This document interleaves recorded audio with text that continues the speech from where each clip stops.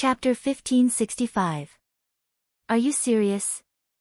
Elder Zhua asked in disbelief. Perhaps it was because happiness had come too suddenly. Jean Xian raised an eyebrow and calmly said, "A gentleman's word is as good as a whip." Good, good, good. With young sect master and these friends, our revival of the Sun Blaze sect is just around the corner. Elder Zhuo was so happy that he danced. It was hard to imagine that someone so old could still be so nimble. No, we don't want to revive the Sun Blaze sect. We just want to take back the Sun Clan's territory that the Moon Clan has taken over. That's all. Ji Linyang's words were like a bucket of cold water poured over them. Elder Zhua and the high priest looked at each other in a daze. In the end, they seemed to give in. All right, as long as we're no longer suppressed by the Moon Clan, we can do whatever we want. After reaching an agreement, Jean Xian brought Guardian Chui, Elder Gui, and the rest of the sect's core members over. Elder Zhua explained the situation and everyone was overjoyed. At this moment, Jean Xian waved his hand and someone brought over a plate with a few jade bottles on it. The high priest was shocked. What are you doing? Sima Jun walked over and weighed the jade bottles in his hand. His expression couldn't be more normal. Of course it's for the sake of mutual trust. You've done a lot of evil in the past, and your trust in us has already dropped to the bottom of the sky. So, in order for us to have a happy cooperation, please take this medicine. When we're done, we'll naturally give you the antidote. During this period, we'll give you a medicine every month to ensure that the poison doesn't act up. However, if you betray us or violate our agreement, I'm sorry, but you'll die in the most painful way. After all, this begging for death pill was developed by Ethereal and the rest after many years of research. Its effects are extraordinary. You're going too far. Guardian Chui was an impatient person. He yelled, very opposed to this method. We have no choice. If you don't take this medicine, our cooperation won't be successful. Sima Jun shrugged. In the end, it was Elder Zhua who comforted his people and calmly accepted. All right, we agree. With that, Elder Zhua poured out a pill from the bottle and swallowed it. The high priest didn't say a word and followed closely behind. Protector Chui and the others wanted to stop them, but it was too late. Elder Zhua said earnestly, "Don't forget what we've been doing all these years for." As soon as he finished speaking, everyone looked at each other. In the end, they gritted their teeth and took the medicine bottle, taking it one by one. Chu Qingyan secretly nodded. It seemed that these people would not have any disloyalty in a short period of time. Moreover, these people were united enough to ensure efficiency. After reaching an agreement, a large round table was placed in the middle of the hall. An enlarged map of North Korea was placed on top of the table. The cities were marked out in detail, and even the mountains and rivers were clearly depicted. The Sun Blaze sect left behind a few Elder Zhua and a few others, while the others waited outside for orders. Right now, we are in a remote area of the Sun Clan. The mountains are steep, and because of this, it will be difficult for the Yu clan to catch us, Elder Zhua said as he pointed at the top of the mountain. I want to know, there were so many people in the Sun Blaze sect back then. Are you really the only ones left now? Chu Qingyan asked. The high priest revealed a sorrowful expression. After we were heavily injured by them, many of our people died or were injured. In addition, there was a heavy snowfall that happened once in 100 years. Many of us froze to death on the way out. Now, we only have about 300 people left. 300 people? Chu Qingyan and the big ice cube looked at each other. With so few people, compared to the Yu clan, wasn't it like hitting a rock with an egg? Jean Xian raised a question at this time. You said that everyone was separated in the battle back then. Maybe they're just hiding like you guys. Can we send out a signal to gather those who are stranded outside? As soon as he said this, everyone felt that it was feasible. Okay, we'll start with the nearest cities. These 3 cities are close to the mountains and the terrain is difficult to attack. 2 of these cities are close to the sea. If we guard the docks, it won't be easy for them to counterattack. So, our targets are these 5 cities. Perhaps the higher-ups didn't pay much attention to this, so there were fewer soldiers stationed in these remote cities, so their chances of success were higher. After Jean Exain finished speaking, he subconsciously looked at his master. Chu Qingyan smiled and encouraged him. The fierce wind cavalry and the howling cavalry will be under your command. We believe in you. Xiao Su nodded. Jean Exain nodded, full of gratitude. Then, he began to distribute the tasks. Basically, everyone present received their tasks. Sima Jun and Ji Linyang expressed that they hadn't exercised in a long time and wanted to participate. With these 2 great helpers, it was even more exciting. Only Xiao Yao took 2 steps back while waving his fan. He chuckled and said, "I'm only here to sightsee. This kind of fighting and killing doesn't suit a refined person like me. I won't participate." Chu Qingyan smiled very amiably. "Is that so? Why don't we go to war? You can have fun by yourself." As she spoke, she called Xining over. "Send Xiao Yao his salary and leave. Don't forget to prepare a horse for him. If he doesn't have a means of transportation, his legs will be tired." Xiao Yao blinked. No way, so cruel. However, the cruelest thing was yet to come. Xiao Su waved his hand. "No need. Just throw him out." Xiao Yao was stunned. If he was alone in this place, he would be captured at any time, okay?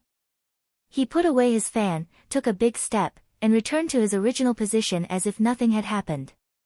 He said righteously, "Jinxin, I have to help you reclaim your lost land no matter what. Tell me, what do you need me to do?" This face-changing skill was truly top-notch. The originally solemn and tense atmosphere was instantly lightened and amused by his antics. North Korea was preparing to seize the city in full swing, while Sichuan was living a bashful and indescribably blissful life. Of course, this was for Xiao Ho. Suddenly, a thought flashed through her mind. She grabbed the man who was still working hard on her body and pushed him down. "Wait, you're saying that you don't have any lingering feelings for the imperial power?" Xiao Ho looked at her lazily. "I've said it before. Back then, I wanted to fight for the throne, but I just wanted to take revenge on Empress Liang and my eldest brother. Now that the truth is out, I no longer have such thoughts." Pang Zhijing widened her eyes and said regretfully, "I thought you wanted to be the emperor, so I stayed with you. Since that's the case, why do I still want to be the empress? Why do you still want to be the emperor? You don't like it? Only a ghost would like it. I was also schemed against. Ho ho, can we not take on this difficult task?" Pang Zhijing said coquettishly. Xiao Ho's eyes lit up. "Benefits? I." She was stunned. This idiot couldn't be thinking of. Xiao Ho flipped on top again. "Let's reap some benefits first, then your husband will find someone to take the blame. However, it will take some time. After all, your body needs to be properly nurtured." She was overjoyed. She wanted to say something, but he stopped her. Then, she sank into a new round of indescribable sweetness. Xiao Yao, who was far away on the horizon, suddenly shivered. He touched his nose as if he had a bad premonition. Chapter 1566. As soon as the planners came up with a plan, they began to take action. Not only were the Shaolai cavalry good at attacking, but they were also very good at hiding their tracks and ambushing. With them around, many of the operations went very smoothly. Unknowingly, those cities and towns had been stolen and swapped, and no one knew. A few days later, everyone gathered in the largest city that they had recovered. "The speed at which we broke through the city this time is even faster than before. It's simply unbelievable. I've lived for so many years, but I've never experienced such a smooth siege." Elder Zhuo was extremely excited. Previously, he only thought that the Shaolai cavalry was a disciplined team with strong martial arts, but he did not expect them to be so good at fighting. Their combat ability could simply crush the elites of their glory days. If not for the fact that Xiao Su only brought a few hundred people this time, he felt that sweeping through the entire North Korea would not be a problem. Xiao Yao waved his fan. When he heard Elder Zhua's sigh, he sneered, "You think it's fast? Then you haven't seen my royal sister-in-law break through a city with beast soldiers. That's not an hour, it's a matter of minutes." Beast horde? Under Xiao Yao's signal, Elder Zhua and the others looked at the few snow wolves lying on the ground with their bellies exposed as pillows for Xiao Onkang. Their eyes were filled with suspicion. Chu Qingyan received their gazes and smiled disapprovingly. "Don't listen to his nonsense. There's no such thing." Xiao Yao shrugged and closed his fan. "In any case, don't have any ill intentions. Otherwise, the consequences will be..." He made a tearing motion and laughed loudly. Elder Zhua and the others looked at the snow wolves, then looked at Chu Qingyan. For some reason, they did not dare to treat Xiao Yao's actions as a joke. This was because on the way to recover the city, they had already broadened their horizons and witnessed the true strength of this group of people. In the past, they had only seen the surface, and none of them were to be trifled with. Perhaps what Xiao Yao said was true, and the thoughts in their hearts were immediately extinguished. After Elder Zhua and the others left, Huo Ling giggled and said, "Lord, were you scaring them just now? Those stubborn fellows have been contacting people behind our backs. Although it's all under our control and doesn't matter, we still have to show them who's boss. Otherwise, they won't know their place." Xiao Yao raised his eyebrows and lamented, "You can never judge a book by its cover. Who knows if they will bite us in the back?" Turin nodded. "Lord is very thoughtful." Xiao Yao proudly raised his chin. "That's right. I'm so smart. It's a waste of my talent to stay here." Chu Qingyan and the others were amused. Xiao Yao even looked at his imperial brother very proudly, his face begging him to quickly praise him.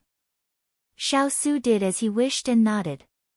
"It is indeed a waste of talent. It seems that I should have left the abdication edict to you." What did it mean to collapse in a second? He was talking about Xiao Yao. His proud smile froze at the corner of his mouth, and then it slowly shattered at a speed visible to the naked eye. He chuckled, laughing as he retreated behind the Emperor Emeritus. "What is Imperial Brother saying? This subject brother is so stupid, how can I bear such a heavy responsibility? It's better to leave this kind of brainwork to Ol-san. Otherwise, what if I squander away the foundation that our Sichuan has built up over the years? That's why I don't want to waste talent at all. It's fine as long as this subject brother has a place to display his remaining strength. Like Jean Xian's place, it's already very good." Before he finished speaking, the hall roared with laughter. Xiao Yao continued to chuckle and hid behind the crowd. It was fine as long as he wasn't seen by Imperial Brother. Who wanted to be that damn emperor? Xiao Su didn't argue with this idiot of a younger brother and discussed the next step of the plan with Jean Xian. Xiao Yao sighed in relief. However, his imperial grandfather knocked on the top of his head. Useless. He covered his head and stomped his feet to complain, "Imperial grandfather, can you not knock my head at the slightest disagreement? Grandson will be knocked silly by you. Have you ever been smart?"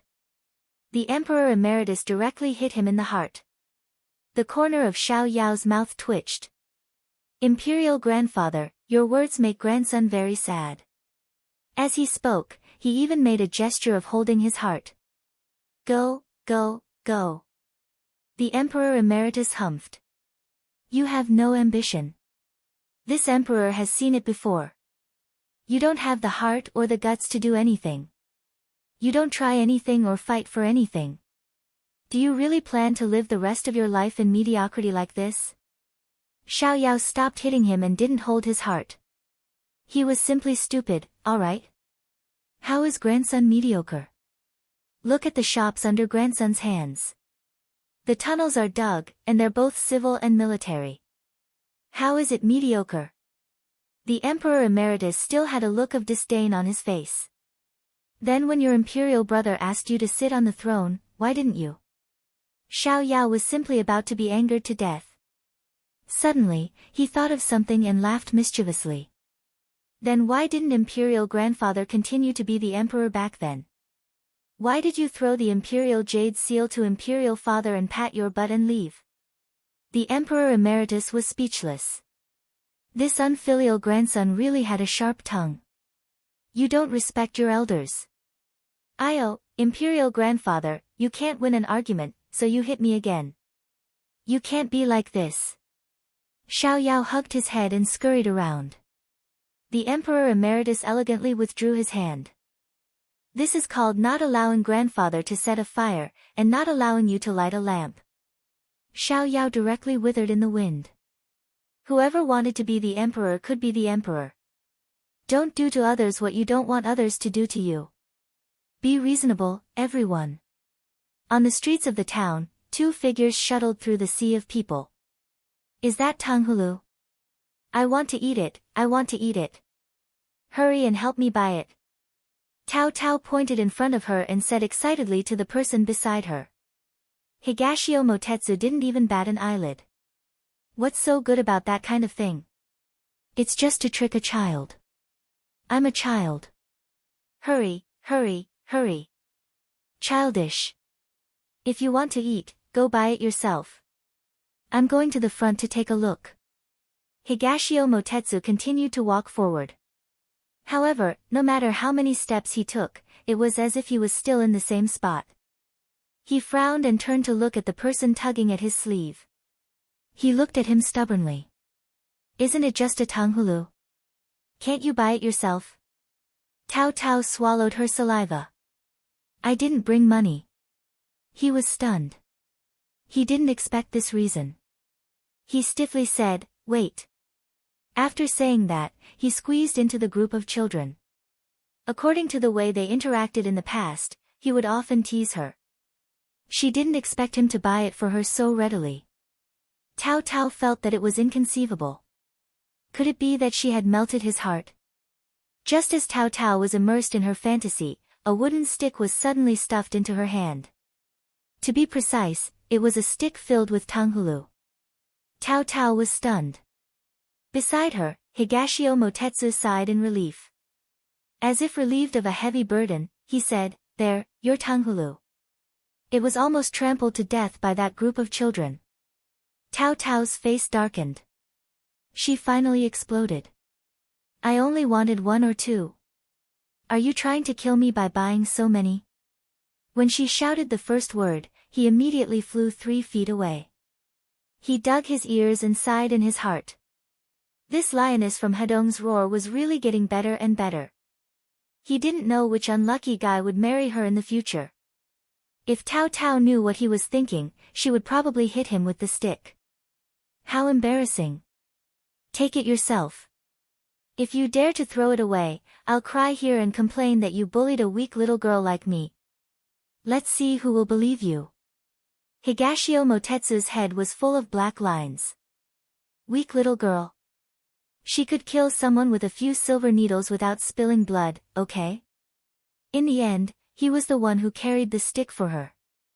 Chapter 1567. Uncle, can you sell us a stick of candied haws? Higashio Motetsu was walking when he suddenly heard someone calling out to him. He looked down and saw a group of children surrounding him, holding copper coins in their hands and looking up at him. Tao Tao, who was chewing on the candied haws, held her stomach and laughed when she saw this scene. The corner of his mouth twitched. Isn't it because of you that this young master went from being a master of a clan to being a seller? Tao Tao covered her mouth and laughed even harder. He rolled his eyes at the sky, then pulled out a few sticks from the stick and bent down to hand them to the children. It's free, I'll give it to you. Looking at his smooth movements, Tao Tao even forgot about the food in her mouth. She always thought that a rich young master like him would disdain dealing with people at the bottom of society. She didn't expect that everything he did would exceed her expectations. How many shining points did this person have that had yet to be discovered? She suddenly felt like she had picked up a treasure and became more determined to subdue him. Higashio Motetsu stood up after sending the children off and felt the strange gaze from this little witch. He raised his eyebrows and crossed his arms. What are you up to now?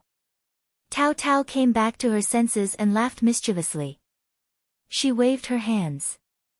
Nothing, I'm not thinking of anything. I just think that you're very kind. Kind? He found it very funny. What's that? Can it be eaten? He didn't wait for Tao Tao's reply and continued to walk forward. Tao Tao chased after him. Hey, why did you leave halfway? I suddenly feel like I have nothing to say to you. Humph, you're bullying people again. Too ungentlemanly. Tao Tao pretended to pull his ear. Higashio Motetsu had to avoid the crowd, avoid her hand, and protect the wooden stick. He couldn't use his martial arts and couldn't help but scold her. Stop fooling around. And it was under these circumstances that they reunited with Chu Qingyan and the others. Dong Ting. A joyous voice with the joy of a reunion penetrated the crowd. Higashio Motetsu was stunned. When he confirmed that it wasn't an auditory hallucination, he looked around for the figure. It wasn't until he saw Chu Qingyan in a tea house that his brows relaxed and he quickly walked over. Tao Tao's hand froze in the air. When she heard that voice, she knew who it was. Just as she was about to look for the person beside her had already walked away with large steps, walking towards the peerless woman with hair as black as ink and a fiery red dress. She wasn't jealous of Chu Qingyan. However, after she had been with Dongting Wangyu for 2 to 3 years, he could still abandon her without even looking back. Did that mean that all these years of companionship had not left a single trace in his heart?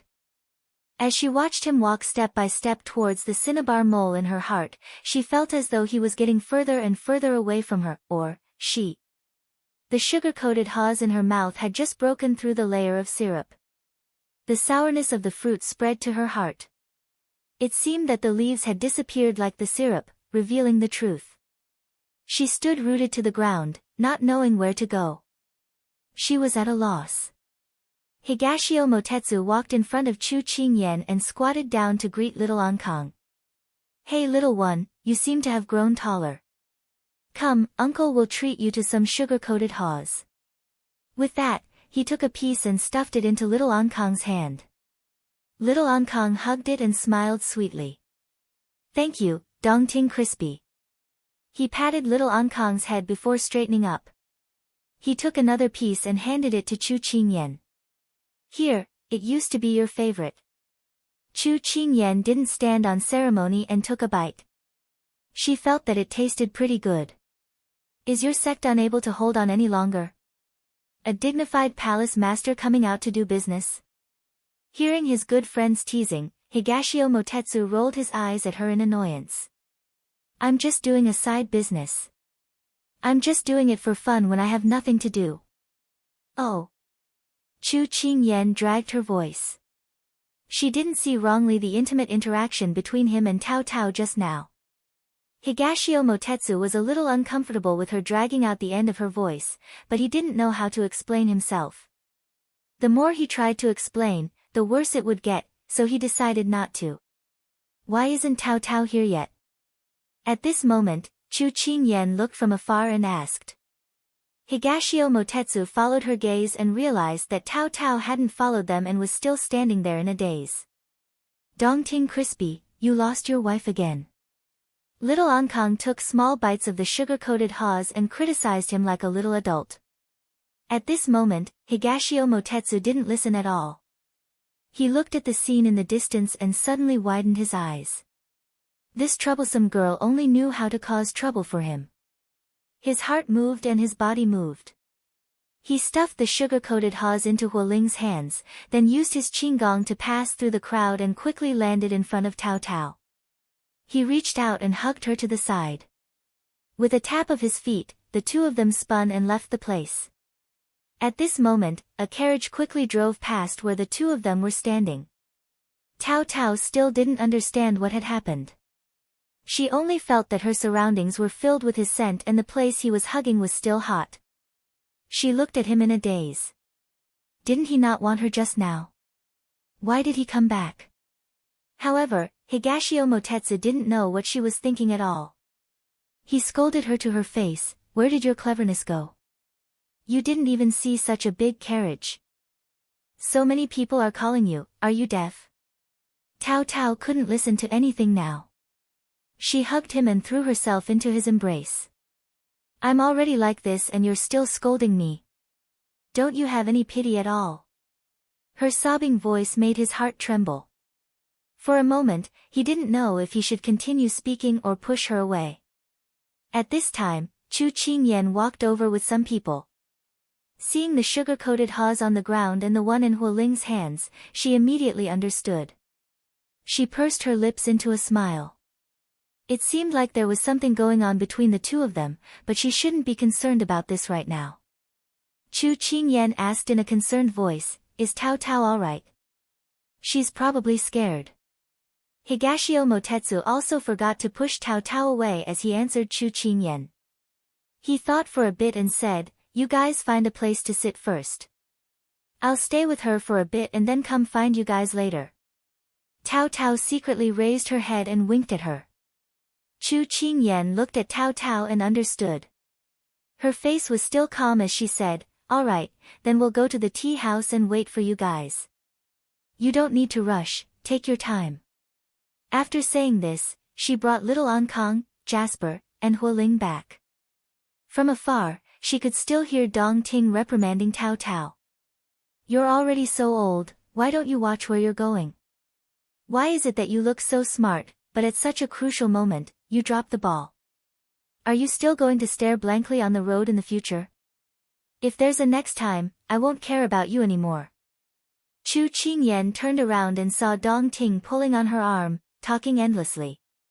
Perhaps even he didn't notice how nervous he was earlier and how earnest he was now. It was completely different from his usual frivolous self. Chu Qingyan shook her head with a smile, then turned around and continued walking. Chapter 1568. After Chu Qingyan and the rest drank a pot of tea, Dong Ting and Tao Tao finally arrived. Dong Ting was still nagging, did you remember what I said? Tao Tao had already regained her energy. Hearing him nagging like an old mother, she waved her hand. I know. Hurry up and drink some water. As she spoke, she stuffed the teacup that Chu Qingyan had passed to her into his hands. Then, she shrugged at Chu Qingyan and used her index finger to point at her ear, hinting that she was about to be ravaged to the point of no return. Chu Qingyan felt that the two of them were becoming more and more like quarrelsome lovers. Seeing that she had already said her piece, Higashio Motetsu really sat down and drank his tea, no longer bothering with her. Why are you here? After the two of them sat down, Chu Qingyan threw out her question.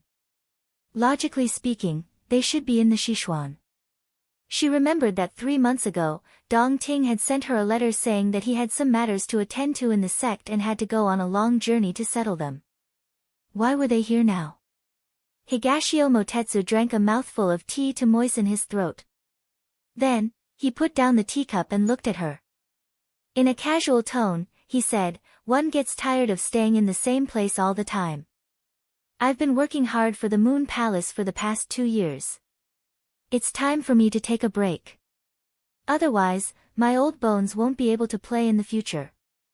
At this moment, little Ankang immediately put down the pastry in his mouth. He reached out his short hand to pat the back of his hand and comforted him. That won't happen. Dong Ting Su Su is very young. Even if you're old and can't walk in the future, Kangkang will take you to play and fly. Higashio Motetsu immediately pulled little Ankang into his arms. With a gratified expression, he pinched his chubby little face.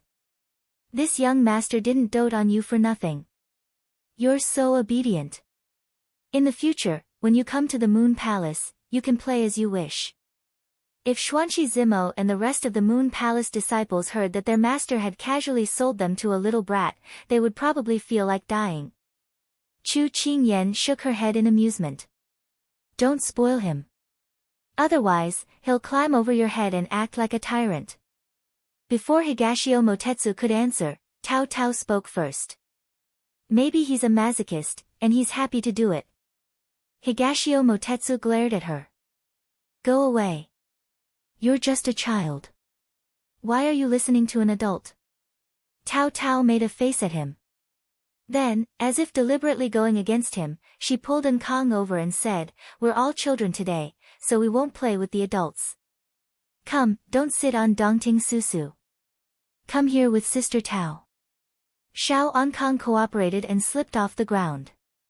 He said to Higashio Motetsu, "Dongting Susu, Kang and Sister Tao went to play." After that, the two of them held hands and ran to the table at the other end, ignoring Higashio Motetsu's face that instantly darkened. Dongting crispy. Big Sister Tao. Calling him uncle but calling her sister. Tao Tao, you're really something. Chu Qingyan sipped her tea as she observed the changes in Dongting's emotions. She had an idea in her heart. She smiled gently. "Did you really come here to play?" Retracting his gaze from the two of them, Higashio Motetsu played with his teacup and his expression became more serious. "Not really. It's mainly because you guys came to this unfamiliar place without saying a word. You even brought Kang along.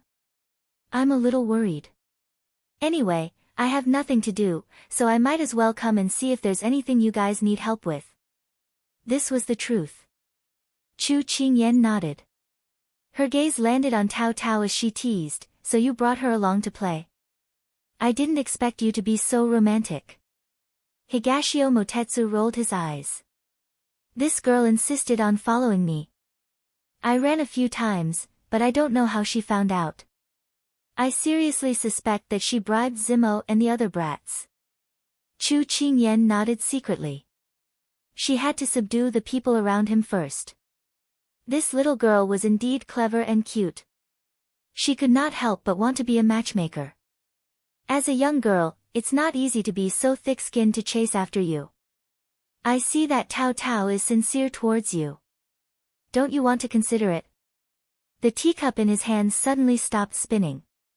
In the past, he could resolutely reject this question, but for some reason, he found it difficult to say it now. He frowned. He did not like his state. He put down the teacup and poured himself another cup of tea. When the tea entered his mouth and moistened his dry throat, his reason came back. What a joke. It's so good to live alone. No one cares about you. You can go wherever you want. The world is so carefree. Why bother to be tied to others? Chu Qingyan supported her chin with one hand, judging how much truth there was in his words. It's a little scary for you to look at me like that. Higashio Motetsu touched his arm to see if there were any goosebumps. She was amused by his reaction. All right, I won't care about you anymore. Anyway, as someone who has been through it, I'll give you a piece of advice. Cherish the people in front of you. Higashio Motetsu opened his mouth to refute her, but he could not help but look at the person on the other side. At this moment, Tao Tao was playing rock-paper-scissors with little Ankang. Both of them were tired from playing. One was drinking tea while the other was eating pastries. Tao Tao, when can I eat your and Dongting Su's wedding candy? Little Ankang asked innocently. Tao Tao leaned on the table with a depressed face. How would I know? You don't know, your Dongting Su is too hard to chase. I've already chased him for so long. It's okay, don't be discouraged. Mother said before that sincerity can move metal and stone. Hearing little Ankang's childish voice comforting her, Tao Tao felt that her depression had dissipated. She could not help but kiss him. You're really a considerate little cotton-padded jacket. No, little cotton-padded jacket refers to a young lady. Bao Bao is a body armor. As he said that, he even made a martial arts gesture, making Tao Tao laugh. Where are you guys staying now? Why don't you come with us? Chu Qingyan's question pulled Higashio Motetsu back from his thoughts. He thought about how Tao Tao had been complaining about the bustling city below where they lived. It was noisy all day long, and the words of rejection turned into agreement. Then it's getting late, let's go back together. After Chu Qingyan finished speaking, she got up and called her son and Tao Tao over. On the way back, Tao Tao did not know why he suddenly changed his mind and went with Chu Qingyan. While she was muttering in her heart, she heard Higashio Motetsu talking to Hualing. Higashio Motetsu coughed lightly. Let this young master carry this Tanghulu skewer. Hualing waved his hand disapprovingly. It's fine, it's not heavy at all. No, it's too troublesome. We'll do it ourselves. After saying that, Higashio Motetsu directly took it. Hualing did not react at all and his hands were empty. He really attacked without saying a word. Tao Tao was baffled. Wasn't this person disdainful of this thing just now? Why did his personality change? At this moment, a Tanghulu skewer appeared in front of her eyes. She looked up from his slender fingers, but saw that he did not even look at her as he said, "Don't you like to eat it? Hurry up and eat it." Tao Tao took the Tanghulu skewer, feeling both sweet and troubled. My goodness, don't you know that eating too much candy will also cause toothache? Chapter 1569. Jin Xian and his men reclaimed the cities very quickly. In just half a month, they had reclaimed all the surrounding cities. Although they were all small and remote towns, even a fly's leg was meat. The Sun Flame sect members who had lost contact with them all rushed over when they heard the news. Originally, there were only a few hundred people, but slowly, there were more than 10,000 people. Although they were currently in a remote area, these movements quickly reached the ears of the Serene Moon sect. They sent a group of people to deal with them. It was also possible that after so many years, the Tranquil Moon sect had been the dominant force and was somewhat arrogant, so they did not think highly of this group of people who suddenly revolted. So they casually sent people who were not Jin Xian's match at all. In these few days, Jin Xian and his men continued to attack. They first dealt with the people sent by the Serene Moon sect, baiting them and numbing them. When they reclaimed the other big cities, they would give them a head-on blow. As Jin Xian's style of doing things became more and more stable, a small moon clan was not a problem at all. So Xiao Su did not interfere anymore, only occasionally giving advice. The rest of the time was spent on sightseeing with his wife and children. Sima Jun liked to join in the fun, while Ji Linyang liked to play the world like a game of chess and doted on his wife. The husband and wife pair followed you wherever you went. So Ji Linyang followed his playful wife to Jin Xian's side, plotting against others while doting on her. As for Xiao Yao, because he was accidentally hit by a ladder while charging into enemy lines last time, he had been using recuperation as an excuse to stay with his brother and sister-in-law. Although Xiao Su disliked him, he still allowed him to follow. Qing Yanluo naturally followed her good friend, and Ethereal went without saying. Wherever his master went, he would follow. Of course, now that he had one more, he would follow wherever his wife went. So the group changed one town after another. Now, this place was relatively prosperous and was closer to the Serene Moon sect's stronghold in the Sun Clan's territory. After staying in the mountains for a month, now that we've come to a bustling place, I can't believe my eyes. Tao Tao stood under the city gate and opened her arms, sighing. Higashio Motetsu walked over, raised his fan and knocked on her arm. Watch the road carefully. I'm not a child. Ever since the horse carriage incident, this fellow did not stop. Higashio Motetsu ignored her clamor and carried little Nkong on his shoulder. Then he smiled and said, "Let's go, uncle will bring you to play." Tao Tao could not get angry, she could only stomp her feet and follow. Chu Qingyan shook her head and smiled. Xiao Su's lips curled into a smile. He held her hand and walked up slowly. Seeing this, Qing Yanluo and Kong Ling also held hands and followed. Bai Yu glanced at him coldly, this servant refuses to make do. This servant will go and accompany the little master. With that, she left without looking back. Xiao Yao felt like a bolt from the blue had struck his head. Had his charm deteriorated? Why couldn't he even handle a little girl? My heart is sad, no one knows my sorrow. Huo Ling patted his shoulder. Lord, take it easy. Be careful not to get lost. With that, Huo Ling strode to catch up with Jasper. Xiao Yao suddenly felt that the couples in front were so hateful. He deepened his conviction that he was alone. He was still alone, free and unrestrained. Long live the single dog. After mentally preparing himself, Xiaoyao decided to eat 3 bowls of rice tonight to soothe his wounded soul. Then, he slowly followed them. At this moment, Qing Yanluo and Ethereal started arguing. I say, do you think that the girl is pretty, so you took a few more glances? Xiaoyan, listen to my explanation. There's nothing to explain. Any explanation is just a cover-up. Xiaoyan, you can't say that. Then what else do I have to say? I heard that the girls in the Tranquil Moon sect are all immortals, not to mention their sect master. Now that we're here, maybe one of them is from the Tranquil Moon sect. It's not strange if you like them. Xiaoyan, what are you talking about? I just think that her hairpin is pretty and want to see where it's sold. I'll buy one for you. Ah, really? Why would I lie to you? Don't be angry.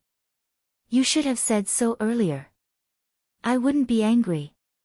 Thus, the two of them went from arguing to being sweet. Xiaoyao was dumbfounded.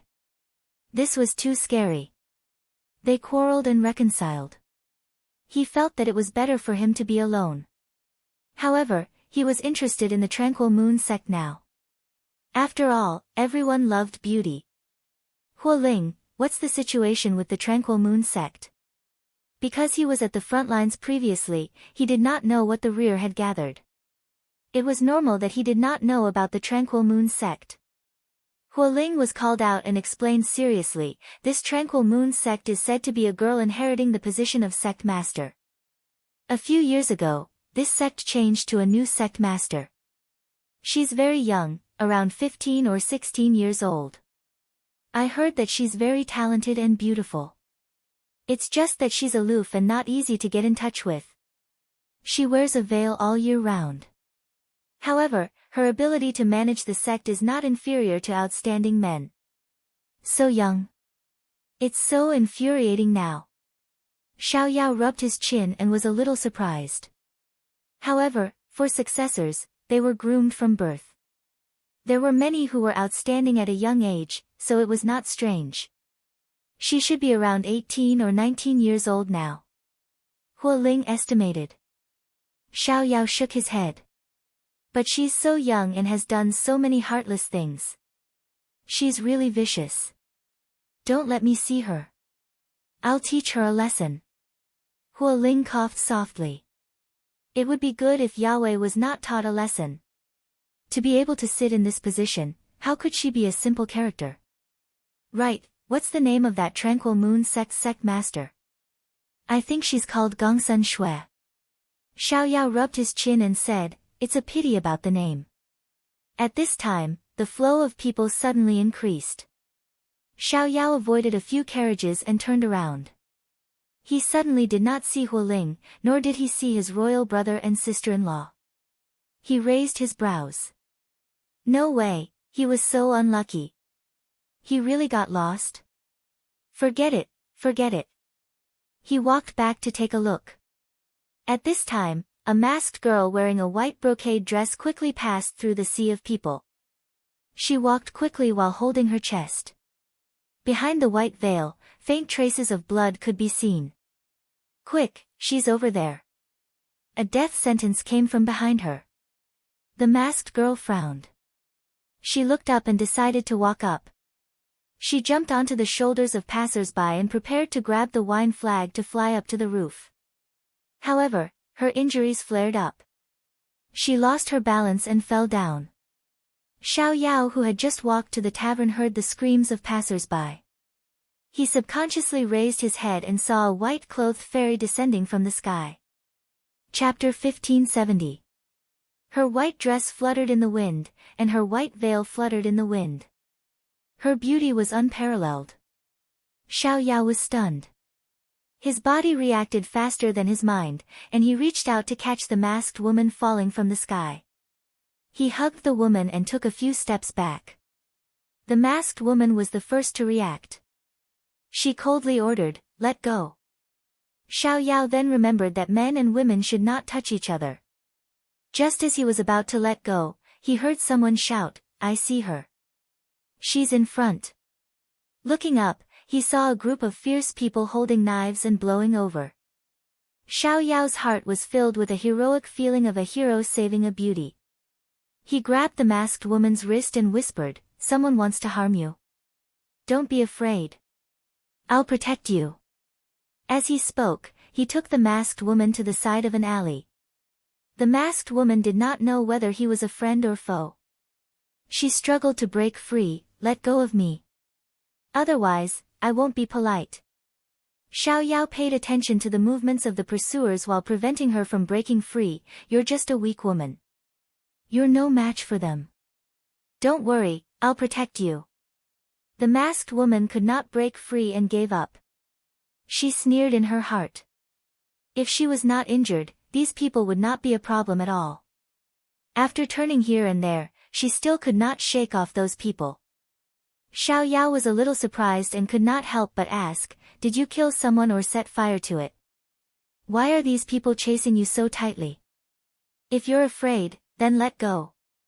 Xiao Yao sneered. Why was this beauty so cold?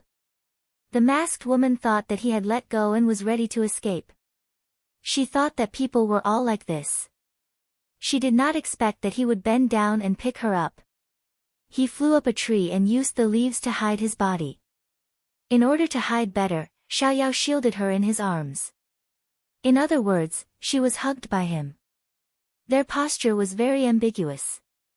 Although Xiao Yao usually seemed to be a womanizer, it was just an act.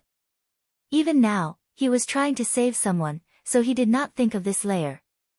For the masked woman, besides the restaurant, this was the first time she had such intimate contact with a man. She raised her palm and was about to slap him. Xiao Yao seemed to have expected this. He moved his finger slightly and pressed on her acupuncture point. The veiled woman was fixed in place, unable to move. She narrowed her eyes slightly. If looks could kill, Xiao Yao would have died countless times. Xiao Yao sensed the cold beauty's hostile gaze and felt extremely wronged. As he observed the intersection, he explained, "I'm not thinking about our safety. If you had cooperated, I wouldn't have sealed your acupoints." The masked woman didn't feel like looking at him. She closed her eyes as if she didn't want to see him. Xiao Yao rubbed his nose. It couldn't be, right? Was he being ignored just like that? In any case, he wasn't bad looking. He was on the list of handsome men in the capital city. However, at this moment, the assassin who had been chasing her passed by. He immediately put on a serious face and covered the masked woman's mouth with one hand. The masked woman suddenly opened her eyes and stared at Xiao Yao. Didn't he touch her blood? Why did he cover her mouth? However, Xiao Yao didn't know anything. He stared at the people below and saw that they couldn't find anyone after searching for a while before leaving in a hurry. He let out a sigh of relief. Just as he was about to relax, he heard a series of footsteps. He saw a group of people chasing after him from the entrance of the alley. However, these people were all women. They were wearing blue and white clothes, and their expressions were flustered. He felt extremely curious. He lowered his head to look at the person in his arms and laughed softly. "I didn't expect you to have so many enemies." Wave after wave came. Fortunately, I was quick-witted.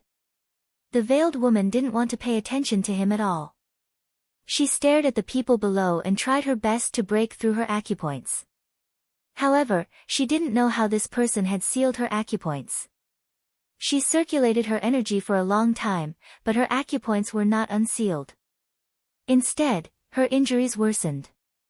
She could only watch as the women returned empty-handed. The veiled woman turned to look at the boastful person. This idiot, those people were here to save her. After being messed with like this, she didn't know how to find them. Xiao Yao felt her burning gaze and thought that she was thanking him. He couldn't help but wave his hand. "I can't thank you enough. I'll send you down first." After waiting for a while, Xiao Yao felt that those people wouldn't come back. He reached out his hand and brought her to the ground. When he let go of her, he unsealed her acupoints. No matter how indifferent she was usually, the veiled woman couldn't help but slap Xiao Yao's face. Xiao Yao, who was still immensely pleased with himself, didn't expect this at all. He didn't have time to react and was hit directly. He covered his face and stared at the ice beauty in a daze. He asked foolishly, "Why did you hit me?" Despicable, vulgar, shameless. The ice beauty's lips parted slightly. There was no emotion in her voice, but one could hear her anger. Huh? Xiao Yao felt wronged. He was kind enough to save someone, but he was treated as a lecher. He felt even more wronged than Do Yi. He moved his lips, wanting to explain something. However, the other party had already turned around, as if she didn't want to look at him again. The ice beauty clutched her chest. She had used too much strength just now and her injuries were probably worse. She had to find a place to treat them. She walked in the direction she came from. Xiao Yao covered his face as he watched the person gradually walk away. He had a stomach full of bitterness. He had never been wronged like this before. In any case, he was handsome and elegant. He was a good youth with high moral values. He didn't need to bully a girl. He wanted to go up and explain, but he was afraid that this person wouldn't let him explain and would slap him again. Wouldn't that be too embarrassing? However, what happened next didn't make him feel conflicted. Because the ice beauty fell down while walking. He immediately walked up and squatted beside the ice beauty. He reached out his hand to check her breathing.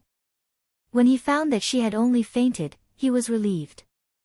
Then he sighed, "I offended you this time because I wanted to save you. Don't hit me indiscriminately again." With that, he reached out his hands and picked up the ice beauty. He lowered his head to take a look. She was so quiet that she looked like an otherworldly fairy. However, now wasn't the time to admire the beauty. He had to find his royal brother and the others first. When he came out of the alley, he heard someone calling him. When he turned his head, he met his royal sister-in-law's incredulous gaze. "Second brother, although this isn't our Sichuan, it's still against the law to kidnap a girl. You can't do anything against the law. Otherwise, your royal brother and I won't be able to save you," Chu Qingyan advised seriously. Xiao Yao looked at the person in his arms. He felt that he wouldn't be able to clear his name even if he jumped into the Yellow River. It was fine if it was just a misunderstanding, but his royal sister-in-law who had known him for so many years also said the same thing. Was he really that bad? Why don't he just find a piece of tofu and kill himself? Chapter 1571. Cheng Yanluo placed her fingers on the ice beauty's hand and quietly felt her pulse. Did something happen to him? Xiao Yao asked with an uncertain expression. Chu Qingyan looked at her impatient brother and couldn't help but smile. This was the first time she had seen him so anxious. At this moment, Xiao Su said calmly, "Brother, be quiet." Only then did Xiao Yao shut up, not daring to interrupt Cheng Yanluo's examination. After a moment, Cheng Yanluo retracted her hand and looked serious. She said to everyone, "This girl was hit by a palm. It's not serious, but her lungs have been damaged. She needs to recuperate for a while, but what?" Chu Qingyan asked on Xiao Yao's behalf as he had been ordered to keep his mouth shut by the ice cube. Cheng Yanluo thought for a moment and chose her words carefully. "She has other illnesses. When I checked her pulse just now, I found that her pulse was very abnormal. It seems like she's been poisoned, but it doesn't seem like it." "Huh? What's going on?" Xiao Yao couldn't help but ask. "I've studied medicine for so many years, but I've never seen such an illness. However, I can tell that this illness has been around for many years. Perhaps she was born with it. Will it endanger her life?" This was what Xiao Yao was concerned about. "I'm not sure." Cheng Yanluo shook her head, looking helpless. Everyone was surprised by Cheng Yanluo's words. Her medical skills were undeniable. If even she couldn't tell, then they could only wait for Ethereal. Unexpectedly, Ethereal returned with the medicine. Yen Luo explained the situation to him in detail. He went to check the girl's pulse without hesitation, but his conclusion was the same as Yen Luo's. Let's treat her injuries for now.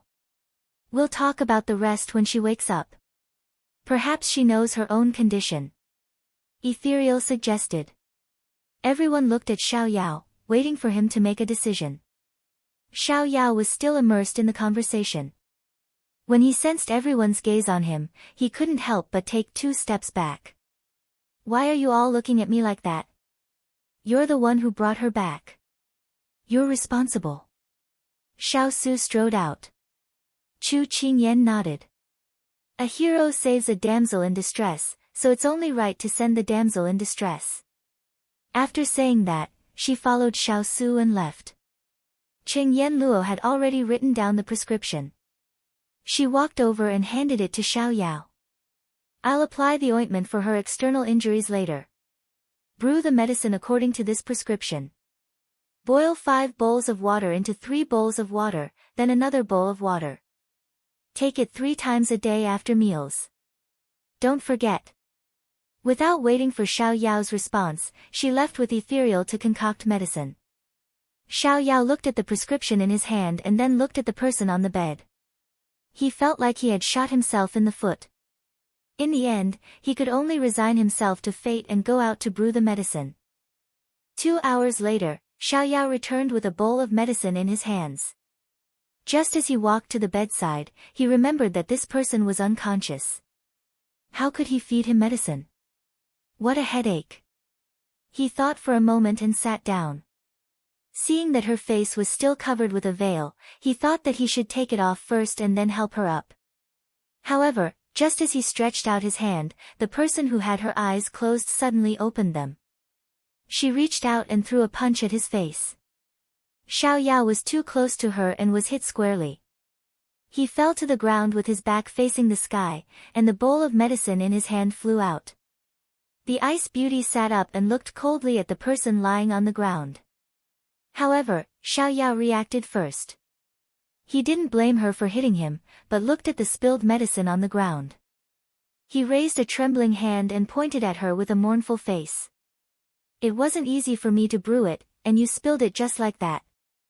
It's my first time brewing medicine, and it wasn't easy for me to, only now did the ice beauty see clearly that it was medicine on the ground. She also heard clearly that it was prepared for her. She pursed her lips and realized that the wounds on her body had been treated. Her clothes were clean and neat. This person was also sincerely wailing about the medicine on the ground. Only then did she understand that he wasn't trying to take advantage of her. However, after many years of being in a high position, she had developed a temper that wasn't good at expressing her emotions. An apology was hovering in her throat, but she couldn't say it. In the end, she coughed lightly and said in a gentle tone, I was too agitated. Xiao Yao was still immersed in the grief of losing the medicine. My medicine, the ice beauty looked at him coldly. I'll get someone to compensate you next time. Xiao Yao turned around and glanced at her. This was originally brewed for her. He sighed deeply and then remembered that he was still sitting on the ground. Then, he connected the dots and realized that the culprit of all this was this innocent-looking girl in front of him. He wondered what exactly he had picked up and brought back. Just as he stood up, he felt an incomparable pain on his face. He touched it and found that his nose was bleeding. He sighed again. Who did he offend? I'll get someone to compensate you. The ice beauty spoke again. This time, it was to compensate him for attacking her. Xiao Yao rolled his eyes and pointed at his face. I'm so handsome and confident. I look like a noble young master with an extraordinary background. Do you think I'm someone who lacks money? You can't judge a book by its cover. The ice beauty recalled that he had made a move on her twice and had a very bad impression of him. Xiao Yao felt that he would be angered to death by her. He was a prince of a country, but in front of her, he was nothing. How could he face the people of Sichuan? If he was given a mirror and saw his current appearance, he probably wouldn't think so. Miss, why are you so heartless? In any case, I saved you. It's fine if you don't appreciate it, but but first you slapped me and then punched me. Are you repaying kindness with enmity? Although you did save me, I didn't ask you for help. Everything was your own decision.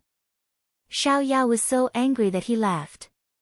The demeanor that he usually maintained cracked. Miss, if I didn't help you, do you think you would still be lying here? Maybe you would have been caught by your enemies. Speaking of this, she was angry in her heart. If it weren't for him, she would have already met with her subordinates. How could she still be here listening to his nonsense? Why don't you speak? Are you in the wrong? Xiao Yao saw that she just looked at him for a long time without speaking, and couldn't help but ask. The ice beauty felt that he was too talkative, and really didn't want to talk to him. Xiao Yao saw that she didn't respond, so she laid down with her back facing him and covered herself with the quilt. She looked like she didn't want to talk to him. Xiao Yao felt like he really wanted to find a piece of tofu and kill himself. Otherwise, how could he meet such a difficult person? After all, he was a man with a strong stomach. He couldn't argue with her, so he took a deep breath and kicked the pillar next to him before walking out. As soon as he walked out, he couldn't help but want to hug his leg. The kick just now was too painful. Chapter 1572. Just as he walked out, Xiao Yao was stopped by Huo Ling, who was waiting outside. He said that his royal brother had something to ask him. Xiao Yao immediately suppressed the urge to hug his leg and acted as if nothing had happened. Did Big Brother say what it was? Huo Ling shook his head and looked like he wanted to say something. Second young master, what happened to your face? How did he get injured after not seeing him for a while? Xiao Yao moved his face and hissed. It really did hurt, but he did not show it on his face. He calmly said, "It's nothing, I was stung by a bee. There's no helping it, there are too many insects here." What a joke. If people knew that he was beaten by a girl, his royal sister-in-law and the others would laugh at him for a year. He was not that stupid. So it's like that. Huo Ling clearly did not believe him. Let's go. Don't make Big Brother wait too long. Xiao Yao walked forward. Huo Ling followed behind. Looking at his back, he was confused. Why was Lord's leg also crippled? How strange. When they reached the hall, Xiao Yao found that other than Higashio Motetsu and Tao Tao, everyone else was there. He could not help but walk in confusion. Little fan, how did you become like this? Father Chu, who had arrived at the city behind him, opened his mouth wide when he saw him. Xiao Yao touched his face. The old man really touched a sore spot.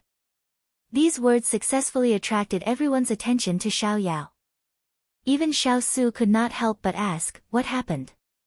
Xiao Yao was too embarrassed to say it and made up an excuse to brush it off. Father Chu's eyes widened.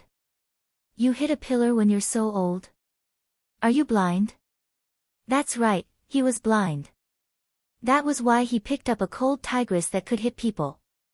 Seeing that Xiao Yao was really embarrassed, Chu Qingyan threw out the main topic of today's discussion to draw everyone's attention. Jean Xian just sent a letter saying that they have brought people close to the Tranquil Moon sect's stronghold in the Sun Clan. He told us to be careful because they might start fighting at any time. The Emperor Emeritus stroked his beard and said approvingly, Granddaughter-in-law, Jean Xian is very capable. In time, he will definitely shine brightly. He's not like second brother, who can't do anything serious and always runs away at the last minute. Xiao Yao had wanted to say that he had escaped a calamity, but he didn't expect his imperial grandfather to change the topic to him. Ever since his last conversation with his imperial grandfather had been finding fault with him in every aspect. Who exactly did he offend? Chu Qingyan felt that it was funny, but she still had to continue talking about serious matters.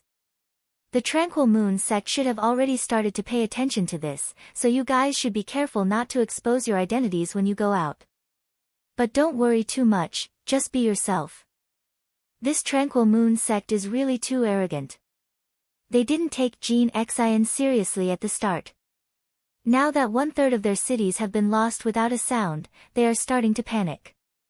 It can be seen that those in power are not smart people.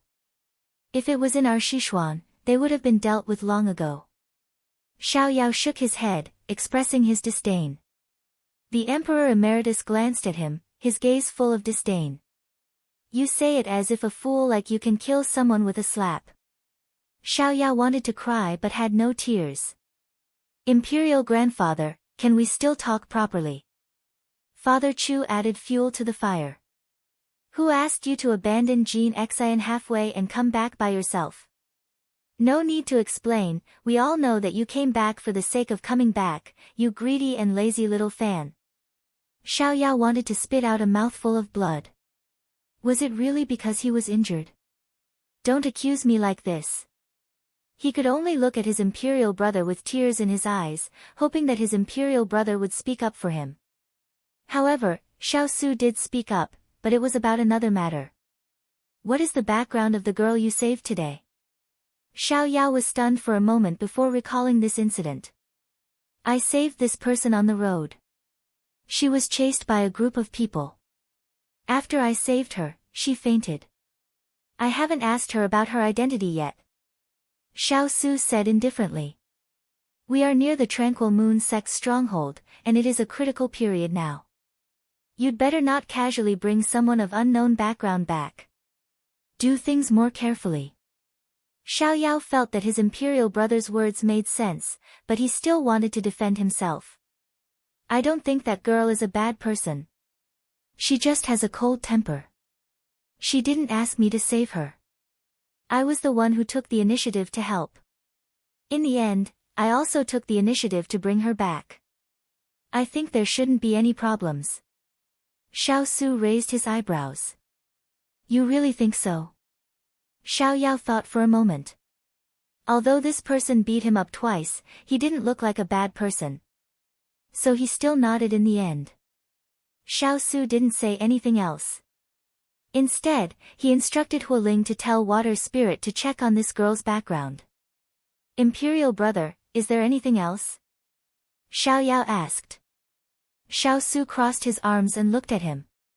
What do you want to do? Xiao Yao rubbed his nose and said unnaturally, I just remembered that I knocked over that girl's medicine. I still need to brew it again. If I don't do it now, it will be late soon. These words caused everyone to look at him ambiguously. Chu Qingyan, this second brother seems to be overly attentive to that girl. Grand Emperor, this guy must have eaten the wrong medicine. Father Chu, little fan is a little abnormal today. I have to stay away from him. Ethereal, there's a situation. Cheng Yan Luo, agree. Hualing, agree. The corner of Xiao Yao's mouth twitched. Didn't he ask him to brew the medicine? Why did everyone have such an expression now? He was simply suffering in silence, unable to voice out his bitterness. Xiao Su waved his hand and magnanimously let him go. The Grand Emperor and Father Chu also agreed to go out to play. Mother Chu was worried and followed them. Only Xiao Su and his wife, Ethereal, Cheng Yan Luo, and Hualing were left in the hall. Chu Qingyan asked, can you tell how that woman's injuries were caused? Cheng Yan Luo nodded. She was hit from the front. It's clear that the other party wanted to take her life directly. However, she was smart enough to avoid being hit in the vitals. There were a few sword wounds on her body, but they weren't serious. She fainted because she lost too much blood. Ethereal continued, when this subordinate checked her pulse, I found that this girl's inner strength wasn't low. However, she seemed to have consumed the cultivation dissipation powder before she was injured. Some of her inner strength dissipated. Perhaps that's why she was successfully ambushed. In just a few sentences, the Ice Beauty's injury was reconstructed. If she was present, she would definitely be amazed by the two's abilities. However, we're very ashamed that we couldn't find any other ailments in that girl's body. Cheng Yan Luo apologized. Chu Qingyan waved her hand and said, medicine is broad and profound. It's normal to encounter things that you don't know. Then she added, however, if it's an ordinary dispute, it's not a problem to take this girl in. However, it's better to be safe than sorry. We still have to observe her for a while. Chu Qingyan's words were approved by everyone. Huo Ling, send people to guard the entire courtyard. If there's any movement, report it immediately. Xiao Su directly ordered. Yes. Huo Ling accepted the order. Chapter 1573. 2 hours later, Xiaoyao returned to the Ice Beauty's room with a bowl of medicine in his hand. At this moment, Cheng Yanluo was in the room. Cheng Yanluo turned around and smiled at Xiaoyao when she heard the commotion. I'm here to check on this lady's injuries. Xiaoyao nodded. However, when his gaze landed on the person sitting on the bed, it was as if he was frozen in place. So this was what she looked like under the veil. Her black jade-like hair draped over her shoulders. Her slender eyebrows were like willows, her beautiful eyes were fixed on him, her skin was as fair as snow, and her lips were slightly red. It reminded him of a poem used by the ancients to describe beauties. Her skin was creamy and delicate, like the light of silk and the flexibility of reeds. What an ice snow beauty! Her indifferent temperament made people feel that talking to her was an offense. When Xiaoyao came in just now, the Ice Beauty had turned her head along with Cheng Yanluo. At this moment, she saw this person staring at her in a daze. It wasn't like the lustful gazes that people usually gave her, but more like pure admiration. However, she still didn't like being stared at like this, so she couldn't help but frown. Cheng Yanluo coughed a few times, and Xiaoyao finally regained his composure. He scolded himself in his heart. He was, after all, a handsome wastrel who had seen all kinds of beauties in the world.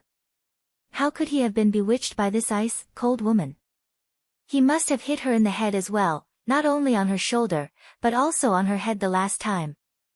Xiaoyao recovered and walked over. Is her injury all right? Cheng Yanluo nodded. The external injuries aren't serious. She'll be fine after some treatment. She stood up. Miss Sun, I won't disturb you from taking your medicine. If you need anything, you can call for me. Thank you, Miss Yanluo. The Ice Beauty nodded. After Cheng Yanluo left, Xiaoyao came to a realization. So your surname is Sunday, the Ice Beauty looked at him indifferently. Sun Shui. That's my name. No wonder she was so cold. She was indeed like the snow in winter. My name is Xiaoyao. You can call me by my name. Xiaoyao casually pulled over a chair beside her bed and sat down. Then, he handed the bowl of medicine to her and said, I brewed the medicine for you again. Drink it while it's hot. The Ice Beauty glanced at him and then at the black medicine. She couldn't help but frown. Can I ask someone else to help me brew the medicine? Xiaoyao's face instantly darkened. It turned out that she was complaining that he didn't brew the medicine well. He snorted lightly. Then there's no other way. Everyone is busy right now. No one has time to brew medicine for you. What a joke. He couldn't possibly ask his sister-in-law to come over and help, right? His imperial brother was the first to come over and beat him up. He was a crazy wife protector. Moreover, he had spent so much time researching how to stay up late. If she didn't drink it, wouldn't all his efforts go to waste? The Ice Beauty looked at the medicine and could only compromise. She took it and drank it. As expected, it was too disgusting, but she still drank it expressionlessly. Xiaoyao was just about to take out the candy, but when he saw her drink it without frowning, he really wanted to stick out his thumb and give her a thumbs up. She was really a heroine. The Ice Beauty looked at the candy in his hand and raised her eyebrows. I don't eat sweets when taking medicine. Xiaoyao resentfully retracted his hand. This Ice Beauty was really hard to please. By the way, why are you being hunted down? Did you offend someone? He remembered the important matter. His imperial brother and the others had mentioned it before, so he should also ask. The Ice Beauty's hand that was about to put down the bowl paused. She turned to look at him. I choose not to answer. Oh, she was still a stubborn person. Xiaoyao calmed his emotions and tried to raise a smile. Don't worry, I'm not a bad person. It's just that you, a girl, have provoked such a big enemy. I have good intentions. In case your injuries are not healed and your enemies come looking for you again, I won't be able to help you. So, you can tell me what happened. If you owe someone money or met a bad person, maybe I can help you solve the problem. The Ice Beauty looked at him suspiciously. Xiao Yao felt her coldness and doubt and immediately expressed his attitude. Don't worry. I saved you, so it's even more impossible for me to hurt you. That's hard to say. After all, you can't judge a book by its cover. The Ice Beauty said indifferently.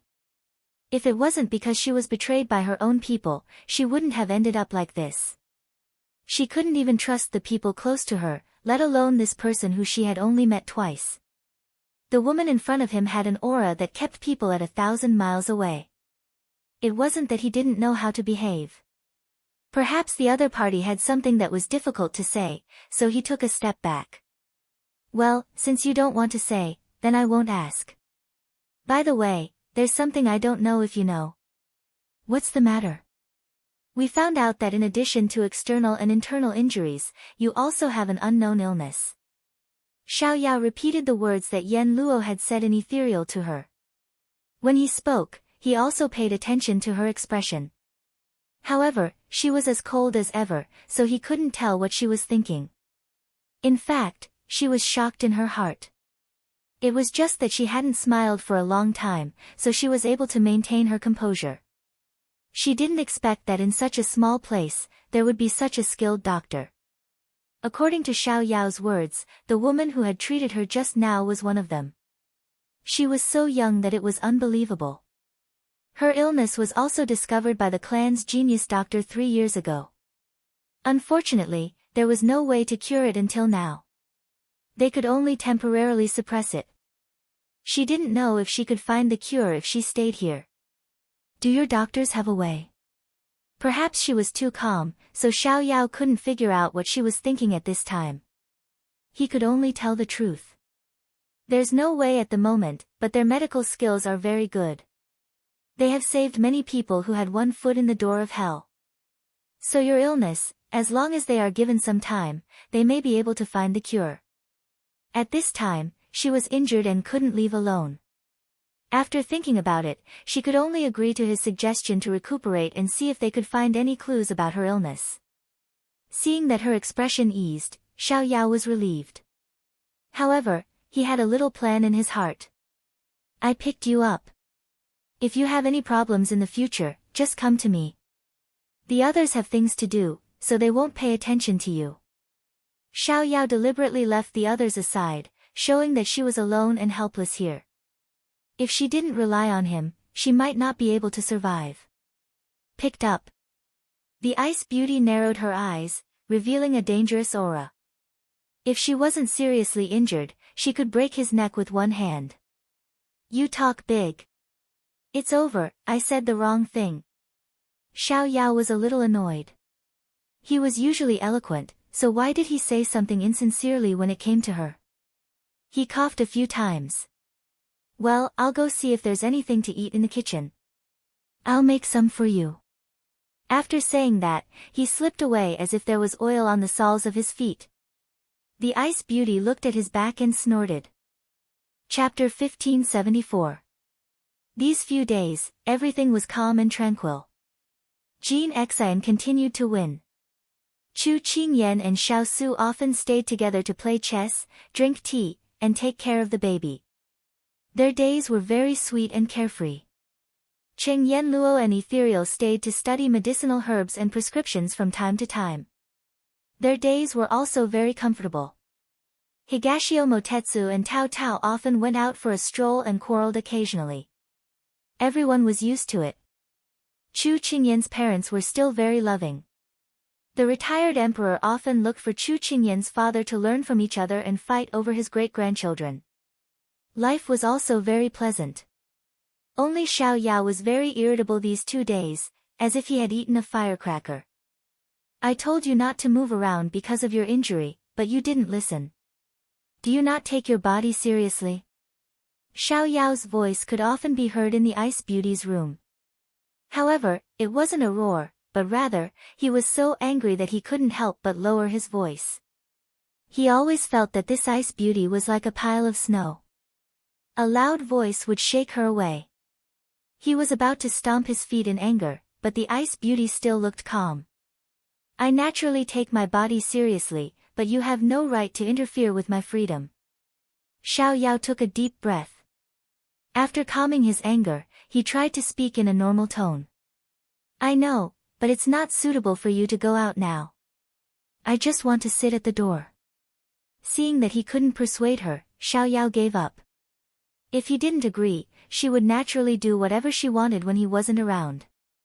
Considering her safety, he finally compromised. All right, I'll arrange it for you. With that, he turned around and ordered people to move a table and chairs to the courtyard. Then, he borrowed Jasper from his sister-in-law to help her. As soon as Jasper left, Chu Qingyan put down a chess piece. She supported her face with one hand and tilted her head slightly to play with the long hair that fell in front of her chest. She had a strange expression on her face. Big ice block, do you realize that second brother is too concerned about this girl of unknown origin? He's a bit out of line. Xiao Su pondered for a moment, then followed up with a chess piece. He's a warm-hearted person, and he's also someone who has tender feelings for women. Chu Qingyan couldn't help but laugh. He's your brother after all. Be careful that he doesn't hear you talking about him like that. So what if you hear me? Xiao Su smiled. She shook her head. As expected, kind people get bullied. Poor Xiao Yao.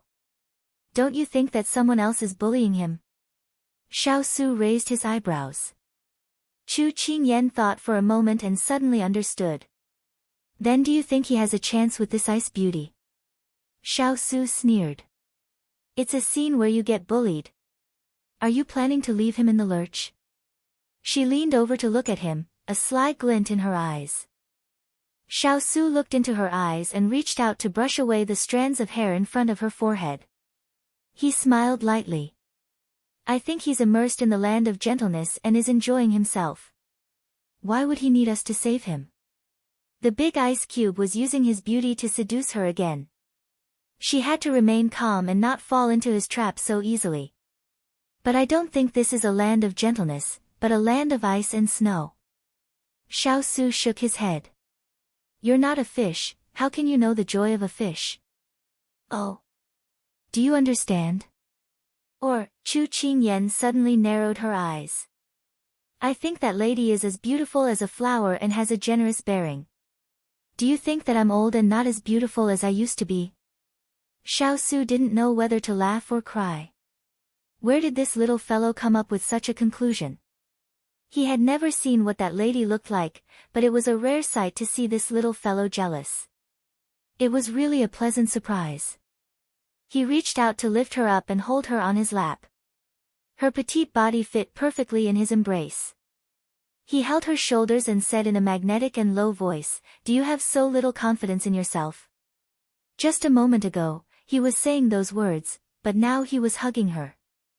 She didn't know who had spoiled him. Oh, no, she had spoiled him. Confidence is not something you have, but something you both build. She puffed out her cheeks. You know that everyone else in front of me looks the same whether they're round or flat, but only you are the most unique in my eyes. In this world, there is no one else that I like more than you. You're more stunning. Xiao Su pinched her nose and said with a chuckle, but every word came from the bottom of his heart. Chu Qingyan felt that she was thinking too much.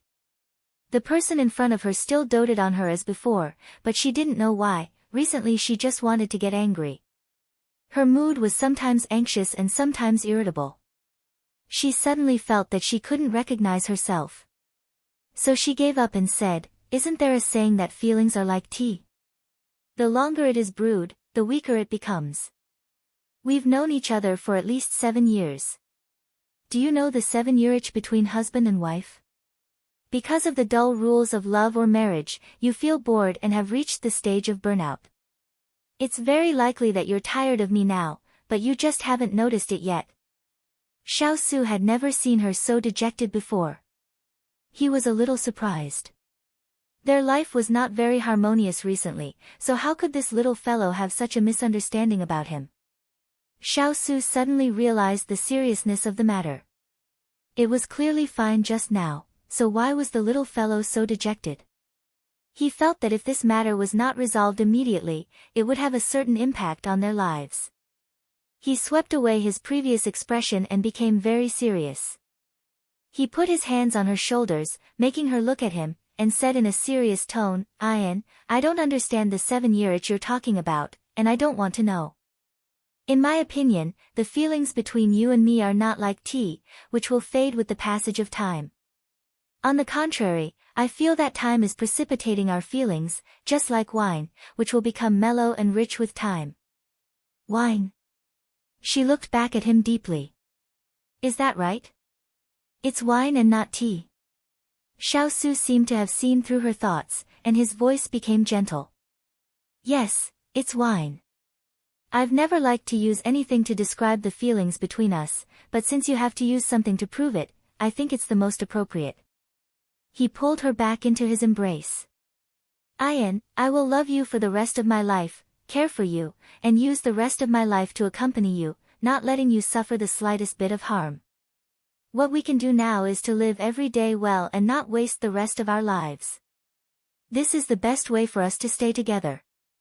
Holding hands, growing old together, not wasting a single moment. Even if they did nothing, quietly staring at each other, was the interpretation of love. Chu Qingyan suddenly thought it through. She felt that she was being too unreasonable. She clearly knew what he was thinking, yet she still wanted him to make promises again and again.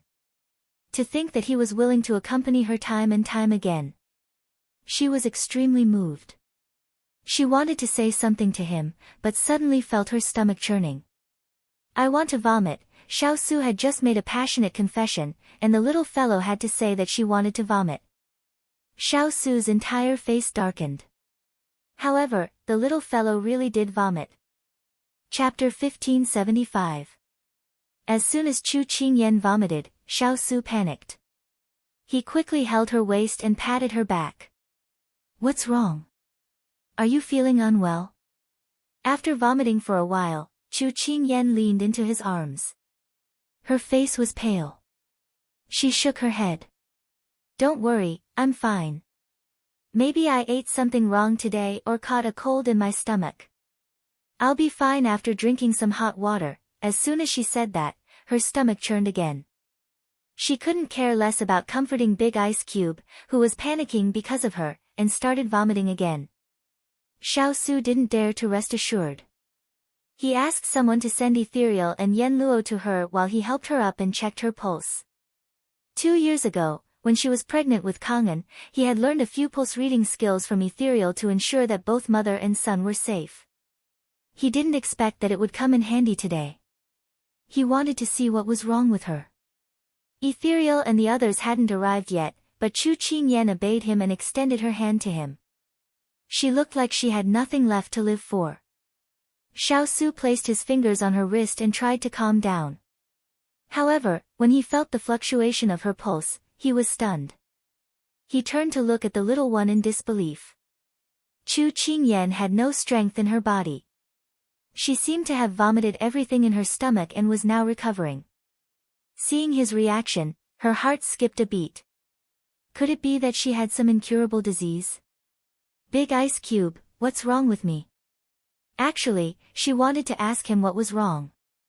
Xiao Su didn't answer her. Instead, he checked her pulse again. This time, he was more careful than before. Chu Qingyan looked at the sweat dripping from his forehead and her heart tightened. However, she forced herself to support herself and took out a handkerchief to wipe his sweat. She pretended to be calm and comforted him. It's okay. If there's really a problem, there's still Ethereal and Yen Luo. Don't worry. Yes, there's still Ethereal and Yen Luo. I have to let them see if you're pregnant again. Why aren't they here yet? Xiao Su immediately looked at the door. What? He had a body. She had already prepared herself for some incurable disease, but Big Ice Cube's words completely stunned her. She subconsciously grabbed his arm and asked foolishly, I have a body. Big Ice Cube, are you saying that I'm pregnant? Xiao Su held her hand and tried to calm down, but he could not hide the surprise in his eyes. I'm not sure. I have to wait for Ethereal and the others to see it. The two of them looked at each other with joy in their eyes. Even if it was a misdiagnosis, it was just an empty joy. There would be plenty of chances in the future. However, if it was diagnosed, then in their lives, another crystallization of love would be born, and they would have another adorable baby. Therefore, Chu Qingyan and Xiao Su had the same thought, why isn't he here yet? Ethereal and Cheng Yenluo were in the pharmacy, discussing medical books. When Huoling called for help, they thought that something big had happened. They threw down their books and rushed over without stopping. When they arrived at the courtyard, they saw Chu Qingyan's ghastly pale face. They were shocked and hurriedly put their hands on her. Although they did not know why the two of them were looking at them with shining eyes, they had the same thought, please don't let anything happen to this little ancestor. Otherwise, this cold-faced Yama might tear this place down. However, after the two of them calmed down and took her pulse, their eyes lit up at the same time. They looked at each other, then at Chu Qingyan. They stood up tacitly and cupped their hands to congratulate the two soon-to-be parents. Congratulations, Your Highness. The little Princess Consort Qingyan is pregnant. When the Emperor Emeritus, Father Chu, and Mother Chu heard that Chu Qingyan was unwell, Xiao Su hurriedly called Ethereal and Yenluo over, thinking that something big had happened. They immediately rushed over. Coincidentally, when they reached the entrance of the courtyard, they heard the two of them congratulating each other. Everyone was stunned at first, but when they reacted, they were simply ecstatic. The Emperor Emeritus, I'm going to be a great-grandfather again. Good, good, good. Father Chu, I'm going to have a grandson again. Good, good, good. Mother Chu, I'm going to be a grandmother again. Good, good, good. Little An Kang, who had followed them over, was at a loss. What was a pregnancy? Was it candy? Once his guess was confirmed, Xiao Su felt that the ground under his feet was as light as cotton. Chu Qingyan grabbed his sleeve with both hands and leaned into his embrace, crying tears of joy. Big Ice Cube, Kang is going to have a younger brother or sister. Xiao Su caressed her head, his eyes slightly moist. Yes, we're going to have a child again. In the past, before he met the little fellow, he had always thought that he would be alone for the rest of his life. He had never thought that one day, he would have a lover and have many children. He hugged the treasure of his life and thanked the gift of life once again. At this moment, little An Kang walked past the Emperor Emeritus and the others with his short legs and walked in front of his parents. When he saw that his mother's face was not as rosy as before, he asked his father worriedly, is mother sick? Xiao Su carried him up and placed him on his knees, his voice gentle as he said, your mother isn't sick, but let me tell you a piece of good news. You're going to be an older brother in the future. Older brother? Little An Kang's eyes lit up like the stars at night, sparkling. Chu Qingyan smiled and nodded. Yes, you'll have a younger brother or sister next year. Little An Kang was so happy that he stomped his feet and spun around on the spot, looking extremely adorable. Then, he asked, why can't I see it next year? Can't I see it now? Chu Qingyan kissed little An Kang's cheek, her face full of love. That's because your younger brother or sister is still in mother's stomach. You'll have to wait a few months for it to be ready before it can be born. Little An Kang nodded as if he understood, then said happily, although I'll have to wait for a long time, I'm willing to wait for it to come out. With that, little An Kang placed his hand on his mother's stomach and his expression became serious. You have to be obedient inside. Older brother will wait for you to come out. Older brother will give you toys to play with and take you out to see the mountains and rivers. You have to come out early. Hearing her son speak so seriously, she was worried that little An Kang would not be able to accept the existence of this child. She did not expect him to be so sensible. He was clearly only a 2-year-old child. Chu Qingyan and Xiao Su looked at each other, their hands clasped, and saw the gratification in each other's eyes. Although they were not ready to welcome a new life, they were extremely happy and looked forward to the arrival of this new life. Looks like I'll have to start preparing for the little princess consort's next 9 months again, Ethereal said to his wife. Cheng Yenluo smiled. I'll accompany you this time. Speaking of which, when are we going to have a child too? Ethereal looked at her master's sweet family of 3 and was a little tempted. Cheng Yenluo snorted. I'll see how hard you work. Ethereal's eyes lit up when she heard that. Then I'll work hard tonight. Cheng Yenluo was instantly speechless. She did not seem to mean that. Chapter 1576. Just as Xiao Yao helped the ice beauty out, Jasper was called away again, saying that Imperial sister-in-law was pregnant. Xiao Yao clapped his hands in surprise. I'm going to be an uncle again. The ice beauty was surprised to see him so infatuated. This guy didn't look like someone who liked children, so why was he so happy when he heard the news? Aren't you going to congratulate her? Her subtext was to make him disappear from her sight. She wanted to bask in the sun in peace. However, Xiao Yao didn't catch her hint and thought that she was concerned about him. He thought that his efforts these past few days weren't in vain, so he straightened his voice and said, I'll go after you enter the house. Right now, my sister-in-law's place must be packed with people, so it's not my turn to serve tea. The ice beauty was slightly dazed by his words. She had seen Chu Qingyan a few times, and she was very beautiful. It could be said that she had never seen anyone more beautiful than Chu Qingyan in her entire life.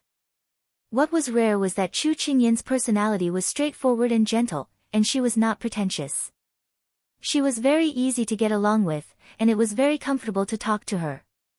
It was a pity that this lady had a very clingy husband.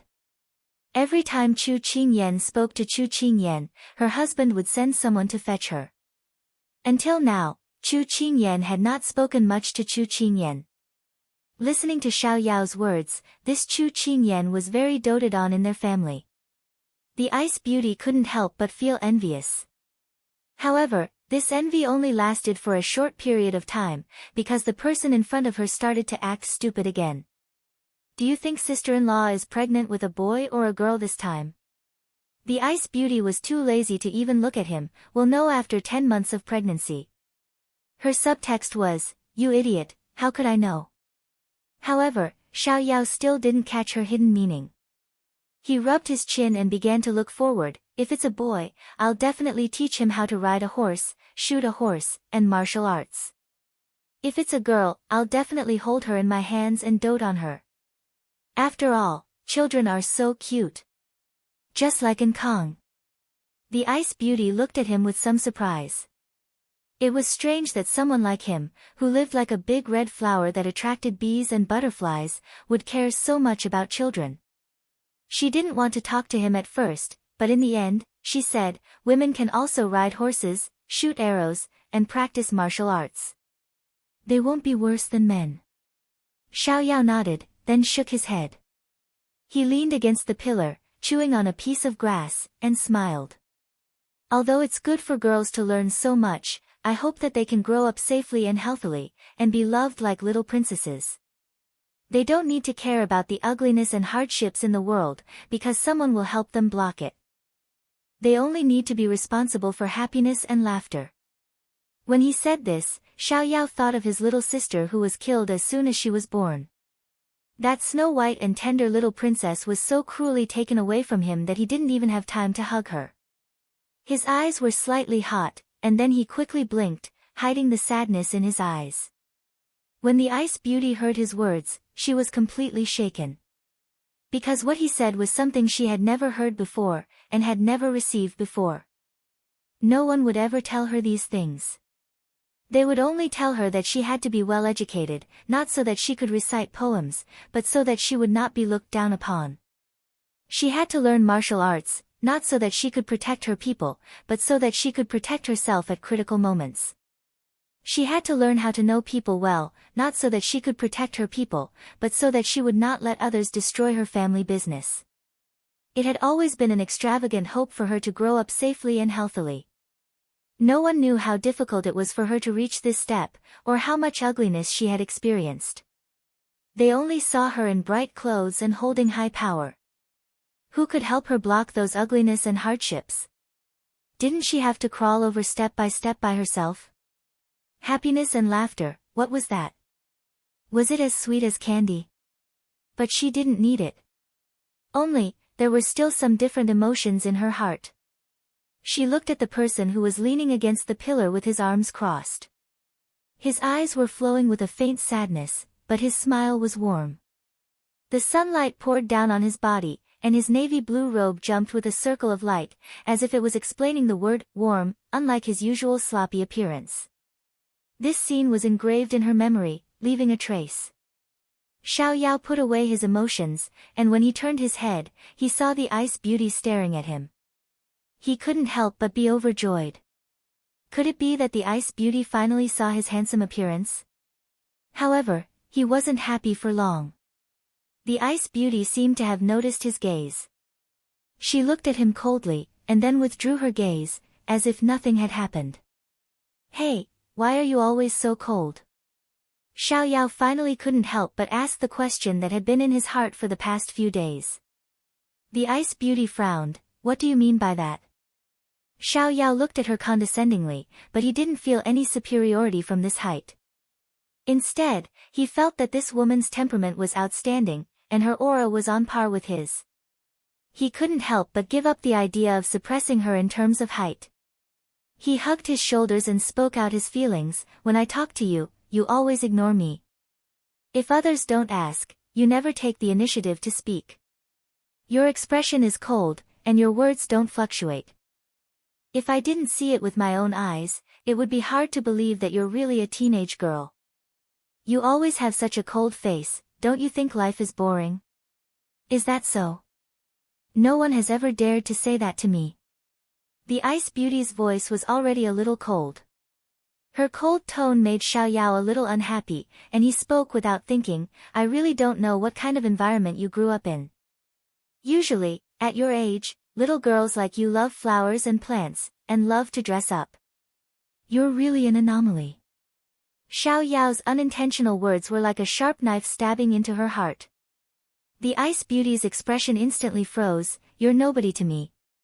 How dare you meddle in my affairs? This time, Xiao Yao finally knew that he had stepped on a minefield, but he couldn't bring himself to lower his face and apologize. Seeing that she was really angry, he was a little irritated. He racked his brains and said stiffly, indeed, I'm nobody to you, but you were saved by me. I should protect you while you're recuperating. Yen Luo and the others said that a good mood is good for your recuperation.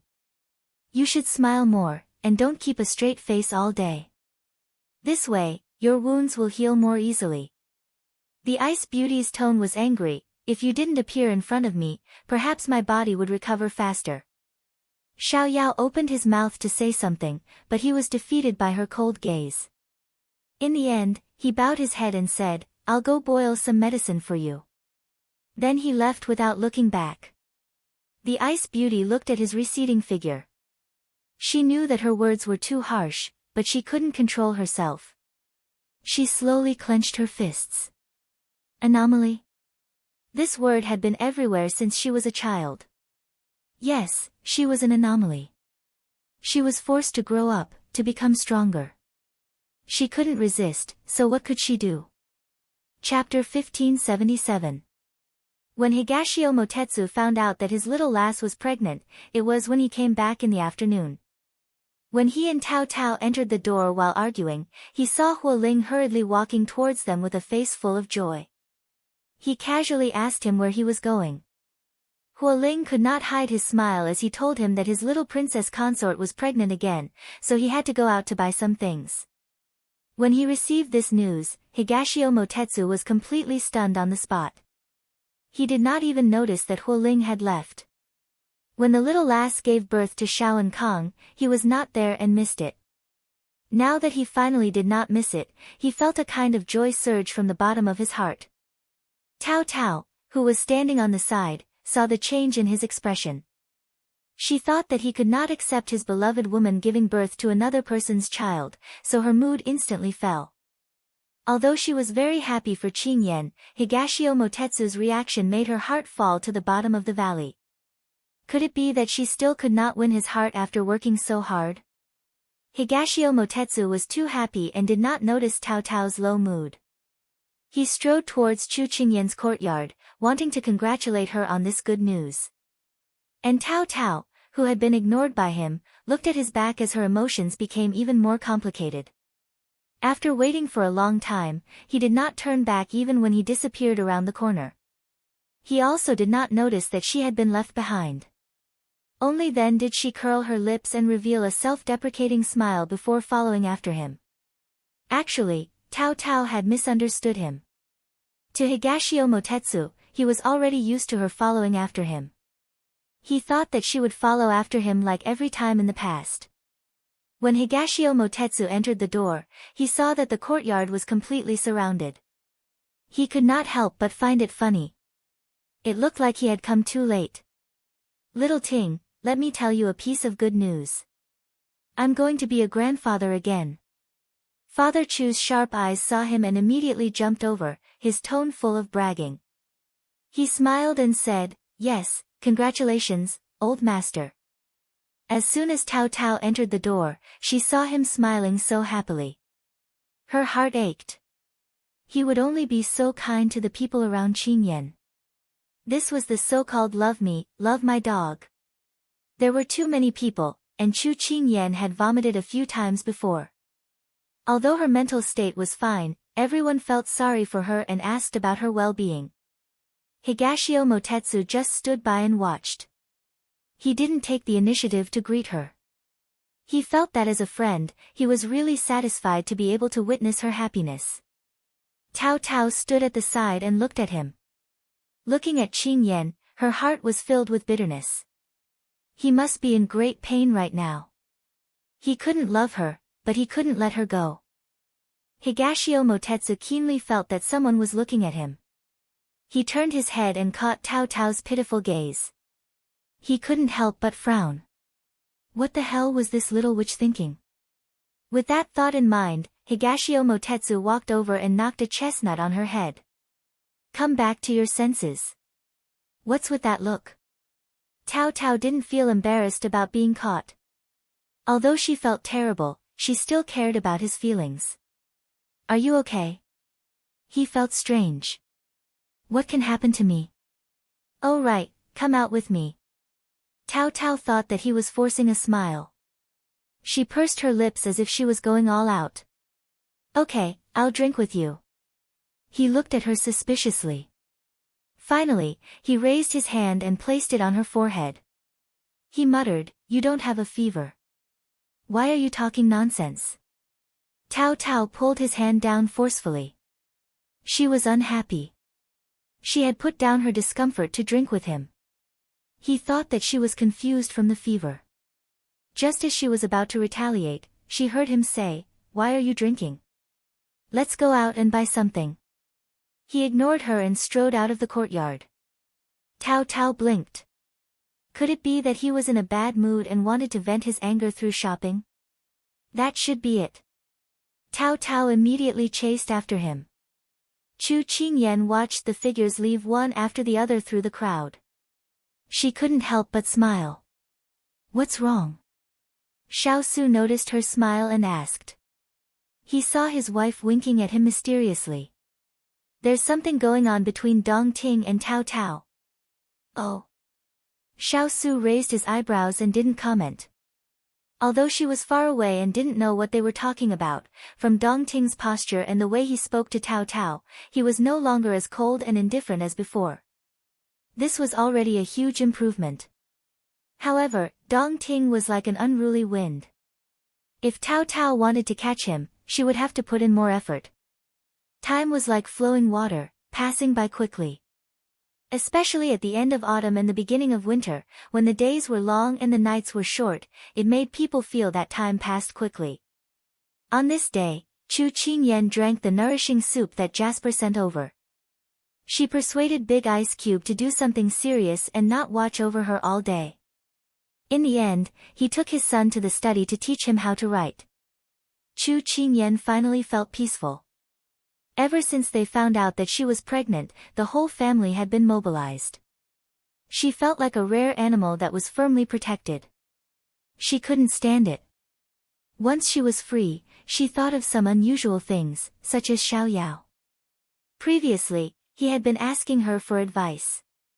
She said that the Ice Beauty was similar to her Big Ice Block in that they didn't talk or smile, so he wanted to know how she usually interacted with the Big Ice Block. She wanted to teach him how to chat with the Ice Beauty and expand the topic. She felt that this second brother and the Ice Beauty he talked about were very interesting, so she taught him some methods. She hadn't seen him recently, so she didn't know if the methods worked. She thought for a while and asked Jasper. Jasper replied, "These few days, second young master didn't go to Miss Sun's room.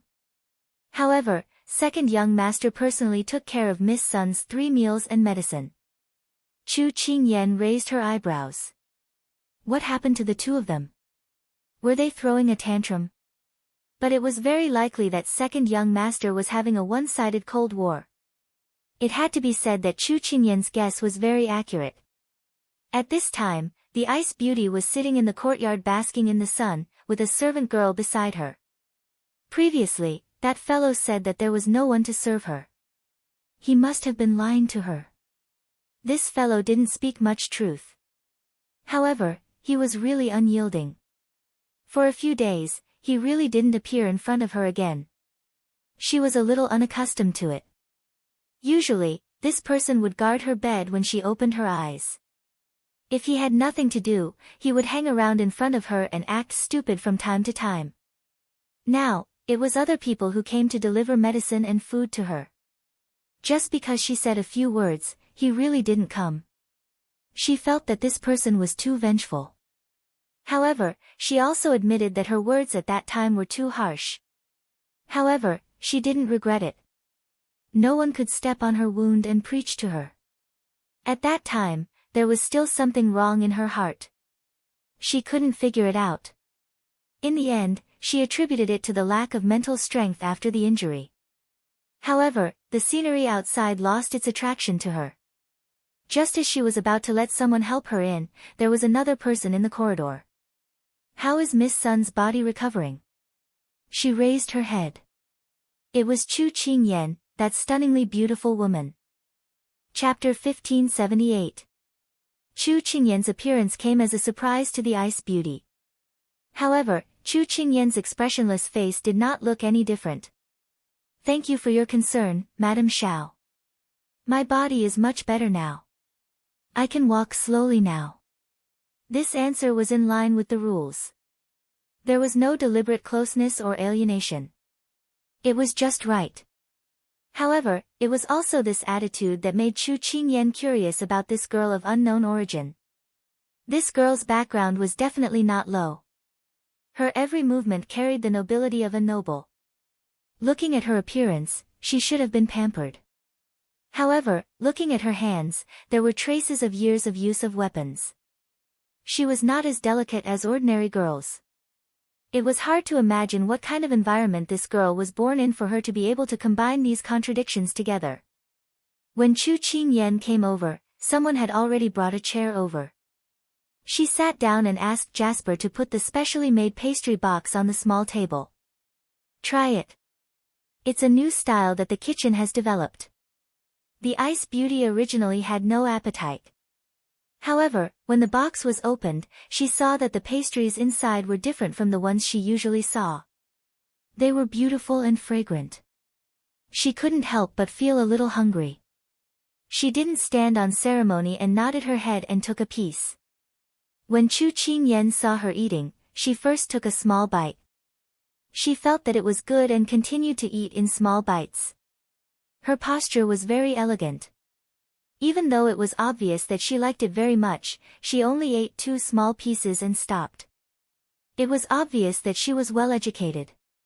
Chu Qingyan secretly nodded in her heart. I don't know where Miss Sun came from and who else is in your family. You have suffered such a serious injury this time. Do you need to inform your family?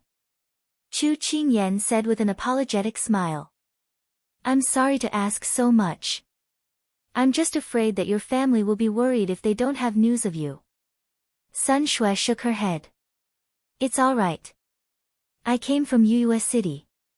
My parents passed away early, so there's no need to inform my family. Thank you for your concern, Madam Xiao. I'm sorry to have disturbed you recently. Once I've recovered, I'll inform my friends to come and pick me up. At that time, I'll reward you for saving my life and taking me in. The Ice Beauty didn't think much and answered directly. However, Chu Qingyan thought that the other party misunderstood and wanted to drive her away. She couldn't help but feel a little annoyed. She didn't come here for this purpose. She hurriedly said, Miss Sun, this is just a small matter. You don't have to take it to heart. Rest assured and recuperate here. Moreover, we like to make friends very much. I think Miss Sun is very suitable for me and I really want to make friends with you. So there's no need for any reward. Moreover, we welcome you to stay here for a while. The Ice Beauty felt that she was too enthusiastic. After seeing the people around Xiao Yao, perhaps only Chu Qingyan, Xiao Yao, and Qing Luo were friendly to her. The others, such as Xiao Su, were very cold, as if no one could enter his eyes. However, he doted on his wife very much. On the other hand, Ethereal didn't meet many people.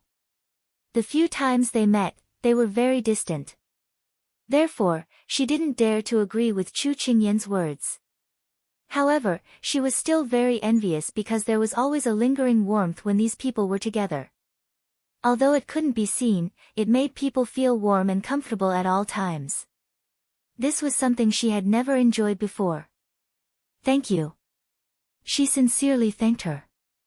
You're too polite. Chu Qingyan thought for a moment and said seriously, Miss Sun, I have a question that I want to ask you. Mrs. Xiao, please ask. Are you so polite to everyone? This was the answer she had been wanting to know in her heart these days because she always felt that this Miss Sun Shui seemed to be in a different world from them. She could see her, but she couldn't touch her. This question made the Ice Beauty a little confused. Isn't this how people get along with each other? This ignorant look suddenly made Chu Qingyan feel that this girl was not as mature and steady as she looked on the surface. She was a little cute. How should I put it? There are several types of interactions between people. In my opinion, the first type is strangers, which you can ignore or pay attention to. The second type is people who you don't have a deep relationship with, which you can nod your head at. The last type is close friends who can open their hearts to each other. I think that you usually treat people like strangers, so we can be considered the second type. The Ice Beauty was slightly surprised. She felt that Chu Qingyan was right. It was just that she had always been like this. My way of dealing with people has been cultivated since I was a child. The people around me taught me not to be too close to others, so there may be something wrong. Please forgive me, Mrs. Xiao. It was rare to see such a strict guard against others. However, Chu Qingyan didn't probe further. After all, everyone had their own secrets. She didn't have the qualifications nor the position to pry. Chu Qingyan smiled and said, Miss Sun is too serious. It's just that I really want to make friends with you. That's why I asked. It should be me who asks you not to take offense. For some reason, the Ice Beauty felt that the woman in front of her was sincere. She felt that if she wasn't sincere, she wouldn't have said so much. She couldn't help but remove the guard in her heart. I'm honored. Looking at her serious face, as if she was talking about an important matter, Chu Qingyan smiled brightly. Miss Sun, why do you always give me the feeling that you don't smile? At the age of a flower, you should smile more. Wantonly, this is youth, isn't it? The Ice Beauty was stunned. Smile? Since she was young, the people around her had told her not to smile easily. She had to be serious and dignified. Otherwise, she was young and didn't have the deterrent power of a person in power. Therefore, she had pretended to be mature since she was young in order to not let others look down on her. But now, someone told her that at the age of a flower, she should smile more. No one had ever said this to her before. It gave her a strange and wonderful feeling. Maybe it's my nature. She didn't know how to answer this sincere girl, so she could only say perfunctorily. Maybe it was her mission that didn't allow her to live like a normal woman. You should smile more in the future. You're so beautiful. If you can smile, who knows how many men and women, old and young, will be charmed by you. Chu Qingyan joked. The Ice Beauty thought seriously and said, then I'd better choose to maintain the status quo. Why? I don't like too many people surrounding me. If they really fall, I'll have to find a doctor for them. It's too troublesome. Chu Qingyan chuckled. These words were really honest. She liked this girl who wore a poker face and told jokes seriously more and more. After the two talked for a while, Chu Qingyan blinked and asked knowingly, oh right, we've been sitting here for so long. Why haven't I seen Xiaoyao? Isn't he usually here? Just as she said this, the Ice Beauty was clearly stunned. Chapter 1579. The Ice Beauty's reaction did not escape the eyes of Chu Qingyan, who had been paying attention to her. Chu Qingyan snickered in her heart. It seemed that this lady was not completely unresponsive to Xiaoyao. If she was prepared, she could come in handy. The Ice Beauty regained her senses and replied indifferently, maybe he's busy with something. Chu Qingyan rubbed her chin, looking confused. Is that so? But I heard from Jasper that Xiaoyao has been locking himself in his room for the past 2 days. Other than brewing medicine for you on time, he hasn't been seen at all. I don't know what's going on. The Ice Beauty's attention was only on the 2 words brewing medicine. She frowned slightly. You mean to say that the recent medicine was also brewed by him? Chu Qingyan thought that she was touched and immediately nodded. However, the Ice Beauty muttered, no wonder the medicine is still so disgusting. I thought it was supposed to taste like this. Chu Qingyan's hearing was very good. After hearing this, she couldn't help but want to laugh. So this was Xiaoyao's impression in her heart. It was too funny. However, she still had to say that Xiaoyao was pitiful. Speaking of brewing medicine, this is the first time he's brewed it for someone. In the past, his family was rich and he didn't have to worry about food and clothing. He had never done anything himself. It seems that he's still very concerned about you. Every time he brewed medicine, he wouldn't leave it behind. I heard that he gave it to someone else to do, so he was worried, so he did it himself. Chu Qingyan deliberately said this in order to give this second brother more points in front of the Ice Beauty. However, these were all true. In the beginning, everyone wanted to mess with Xiaoyao, so they asked him to brew the medicine himself. Later on, they assigned someone to him, but he refused. It was also because of this that Chu Qingyan began to pay attention to the interaction between the two. Hearing this, the Ice Beauty nodded in agreement. No wonder he doesn't know how to take care of people. He's so clumsy no matter what he does. Perhaps it was because Chu Qingyan had a natural affinity, the Ice Beauty naturally said what was in her heart. Chu Qingyan snickered in her heart. Poor second brother, you've worked so hard to do so much, but in front of the Ice Beauty, you've become clumsy. However, she heard the Ice Beauty add in a low voice. But it's not easy for a young master to do this. Although these words were very objective and emotionless, in Chu Qingyan's opinion, it was already very difficult for the Ice Beauty to say these words. It seemed that her second brother's efforts were still somewhat useful. Yeah, it's really not easy. It's rare to see him settle down and do things that he wouldn't normally be able to do. Chu Qingyan paused, then looked up at the person in front of her and asked casually, Miss Sun, what do you think of Xiao Ran? These words, if placed in modern times, would definitely feel very familiar to the men and women of marriageable age who had been urged to get married. This was because every time they returned home, their parents, brothers, and aunts would chase after them and ask, what do you think of someone? If you said it was okay, then the next sentence would be, then you can give it a try. Maybe it's suitable. If you said that you didn't feel anything, then the next sentence would be, you can give it a try. However, the Ice Beauty had never experienced these things in modern times, and no one would talk to her about these things, so she really thought about this question seriously. Seeing her deep in thought, Chu Qingyan felt that this lady had a very desirable temperament, and that was seriousness. No matter what she did, she was very serious, which was really rare. He talks too much and can't be quiet, but his temperament is still okay. This was the Ice Beauty's final conclusion. Actually, in her opinion, Xiao Yao was very contradictory. It should be referring to her opinion of him being very contradictory. If she said that he wasn't serious, then he was very serious in front of serious matters.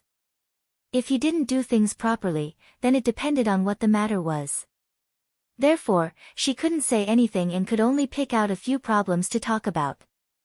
Chu Qingyan could see that her evaluation was somewhat reserved, but it wasn't that she didn't want to talk about it. Perhaps she herself couldn't figure it out. From the looks of it, the Ice Beauty didn't have any good feelings for her second brother. It could only be that she went from hating him to not hating him. Chu Qingyan said softly, yes, he is a very active person.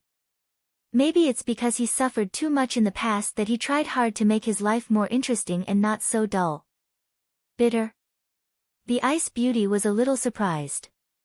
In her opinion, a person like him who lived a carefree life also had a time when he suffered? It was simply unbelievable.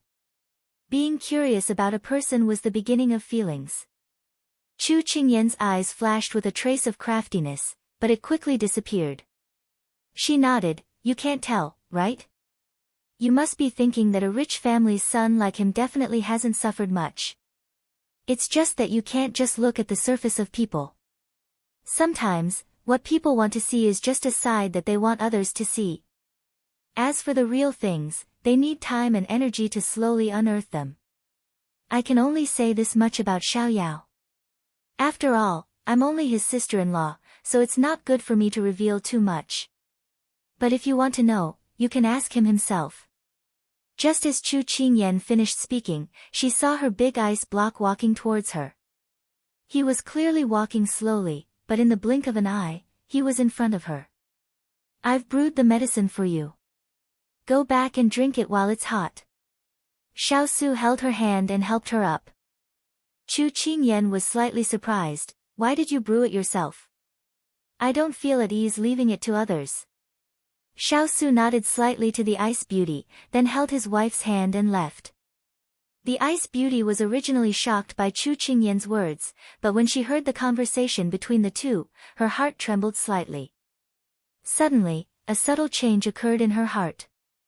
It was a little complicated, but she couldn't figure it out. She sat from noon until sunset. But she couldn't understand. Or rather, she couldn't figure out Xiao Yao. Actually, what kind of person Xiao Yao was had nothing to do with her.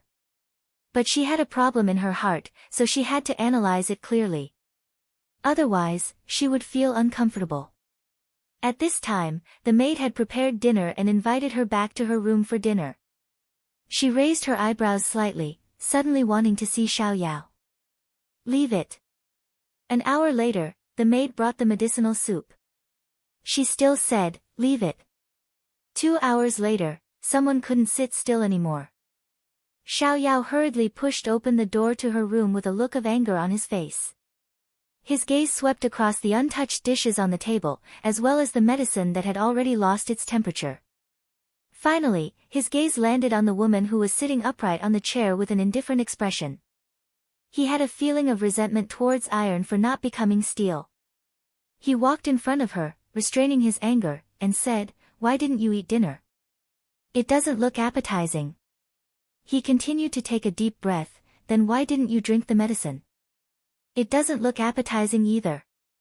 Xiao Yao, what she said made so much sense that I actually couldn't refute it. Chapter 1580. The maidservant at the side watched in fear. She felt that it was very likely that the two of them would fight at the slightest disagreement. She was already prepared to run for help.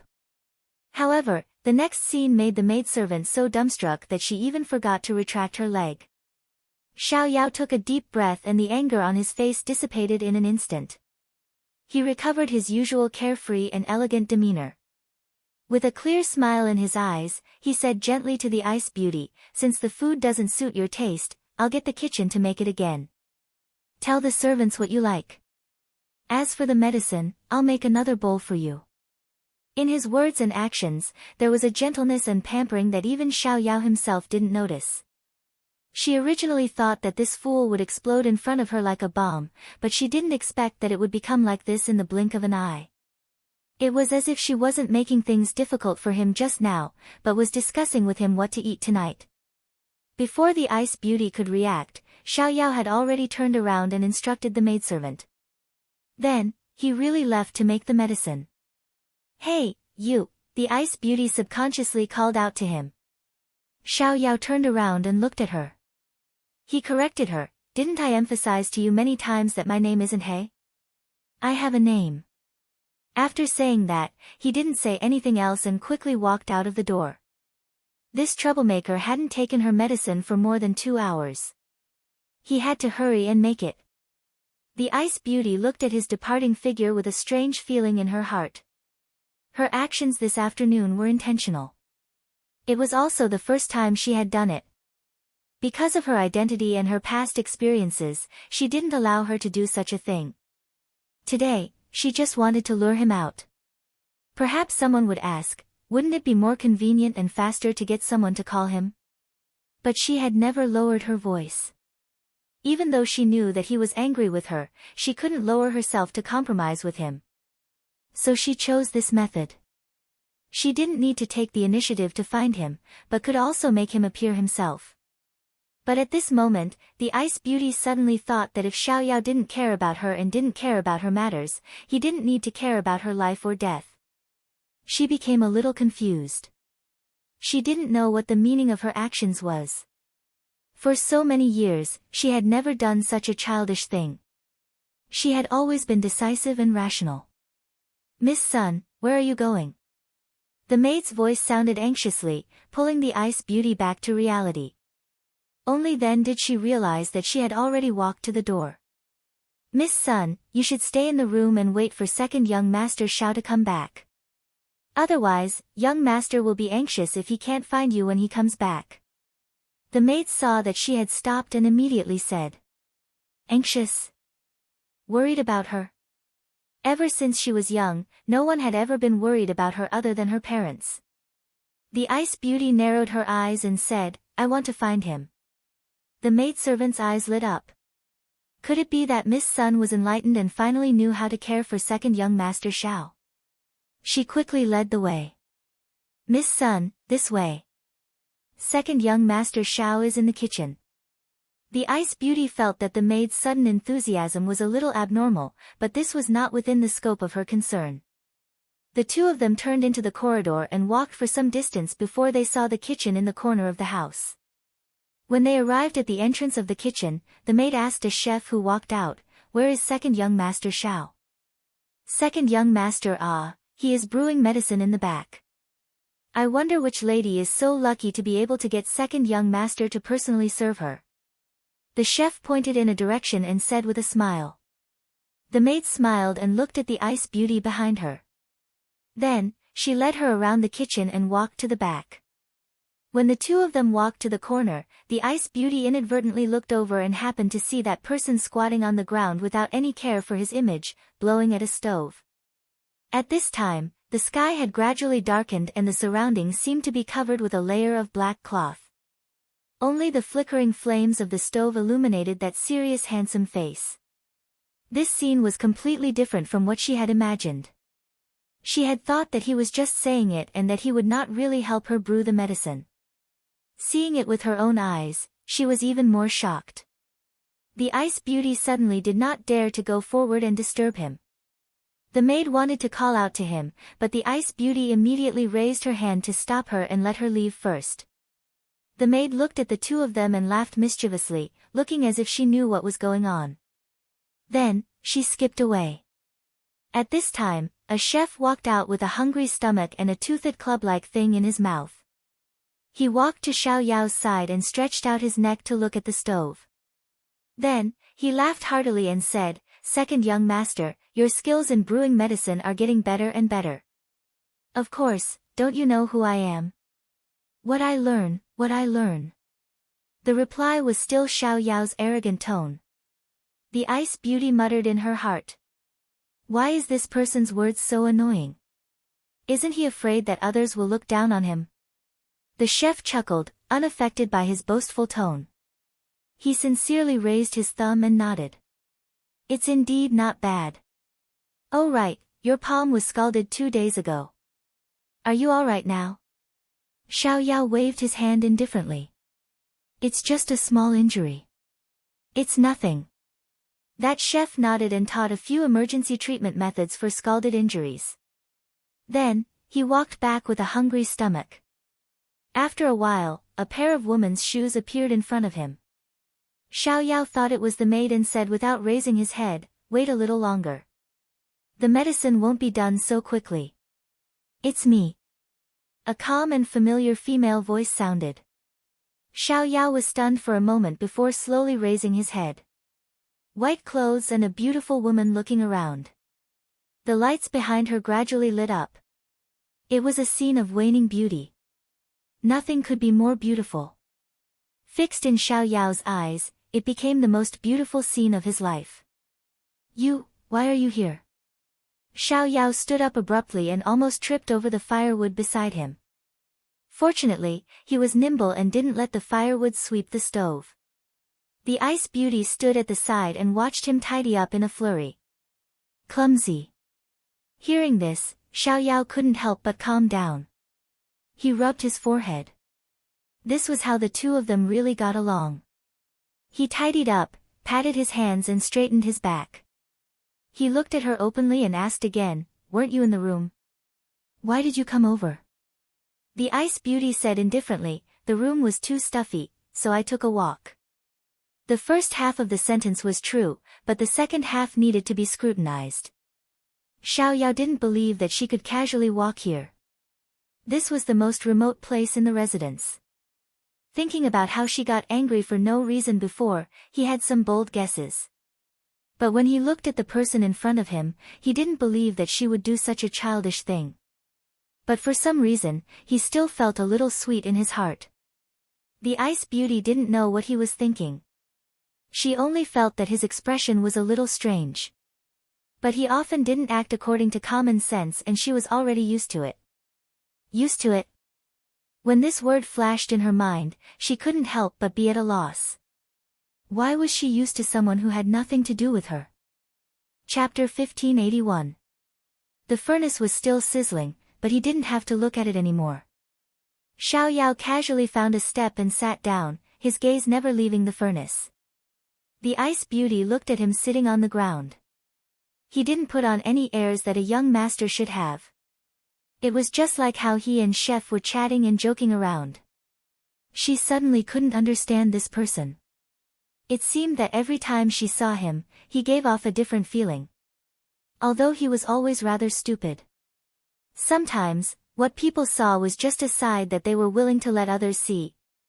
This was what Chu Qingyan said, but she couldn't help but recall this sentence when facing Xiao Yao.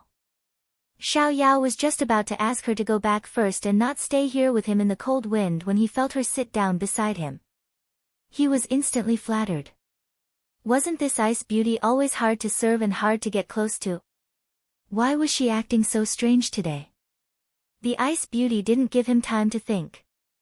She said directly, "Actually, you don't have to do something like brewing medicine yourself." With that, she turned to look at him. Her eyes were still as calm as water. Xiao Yao felt that her calm and cold demeanor didn't seem like something a teenage girl should have. He really wanted to tear off the cold mask on her face and see what she was really like. But he knew that he didn't have the right and position to do so. He put his hands behind his head and said casually, "Ethereal said that there are a few ingredients in this medicine that can't be wrong. If there's a mistake in the amount, then your life will be gone. So, following the principle of helping to the end, I'll help to the end. You don't have to thank me. I have nothing to do anyway. Just treat it as something fun for myself to pass the time.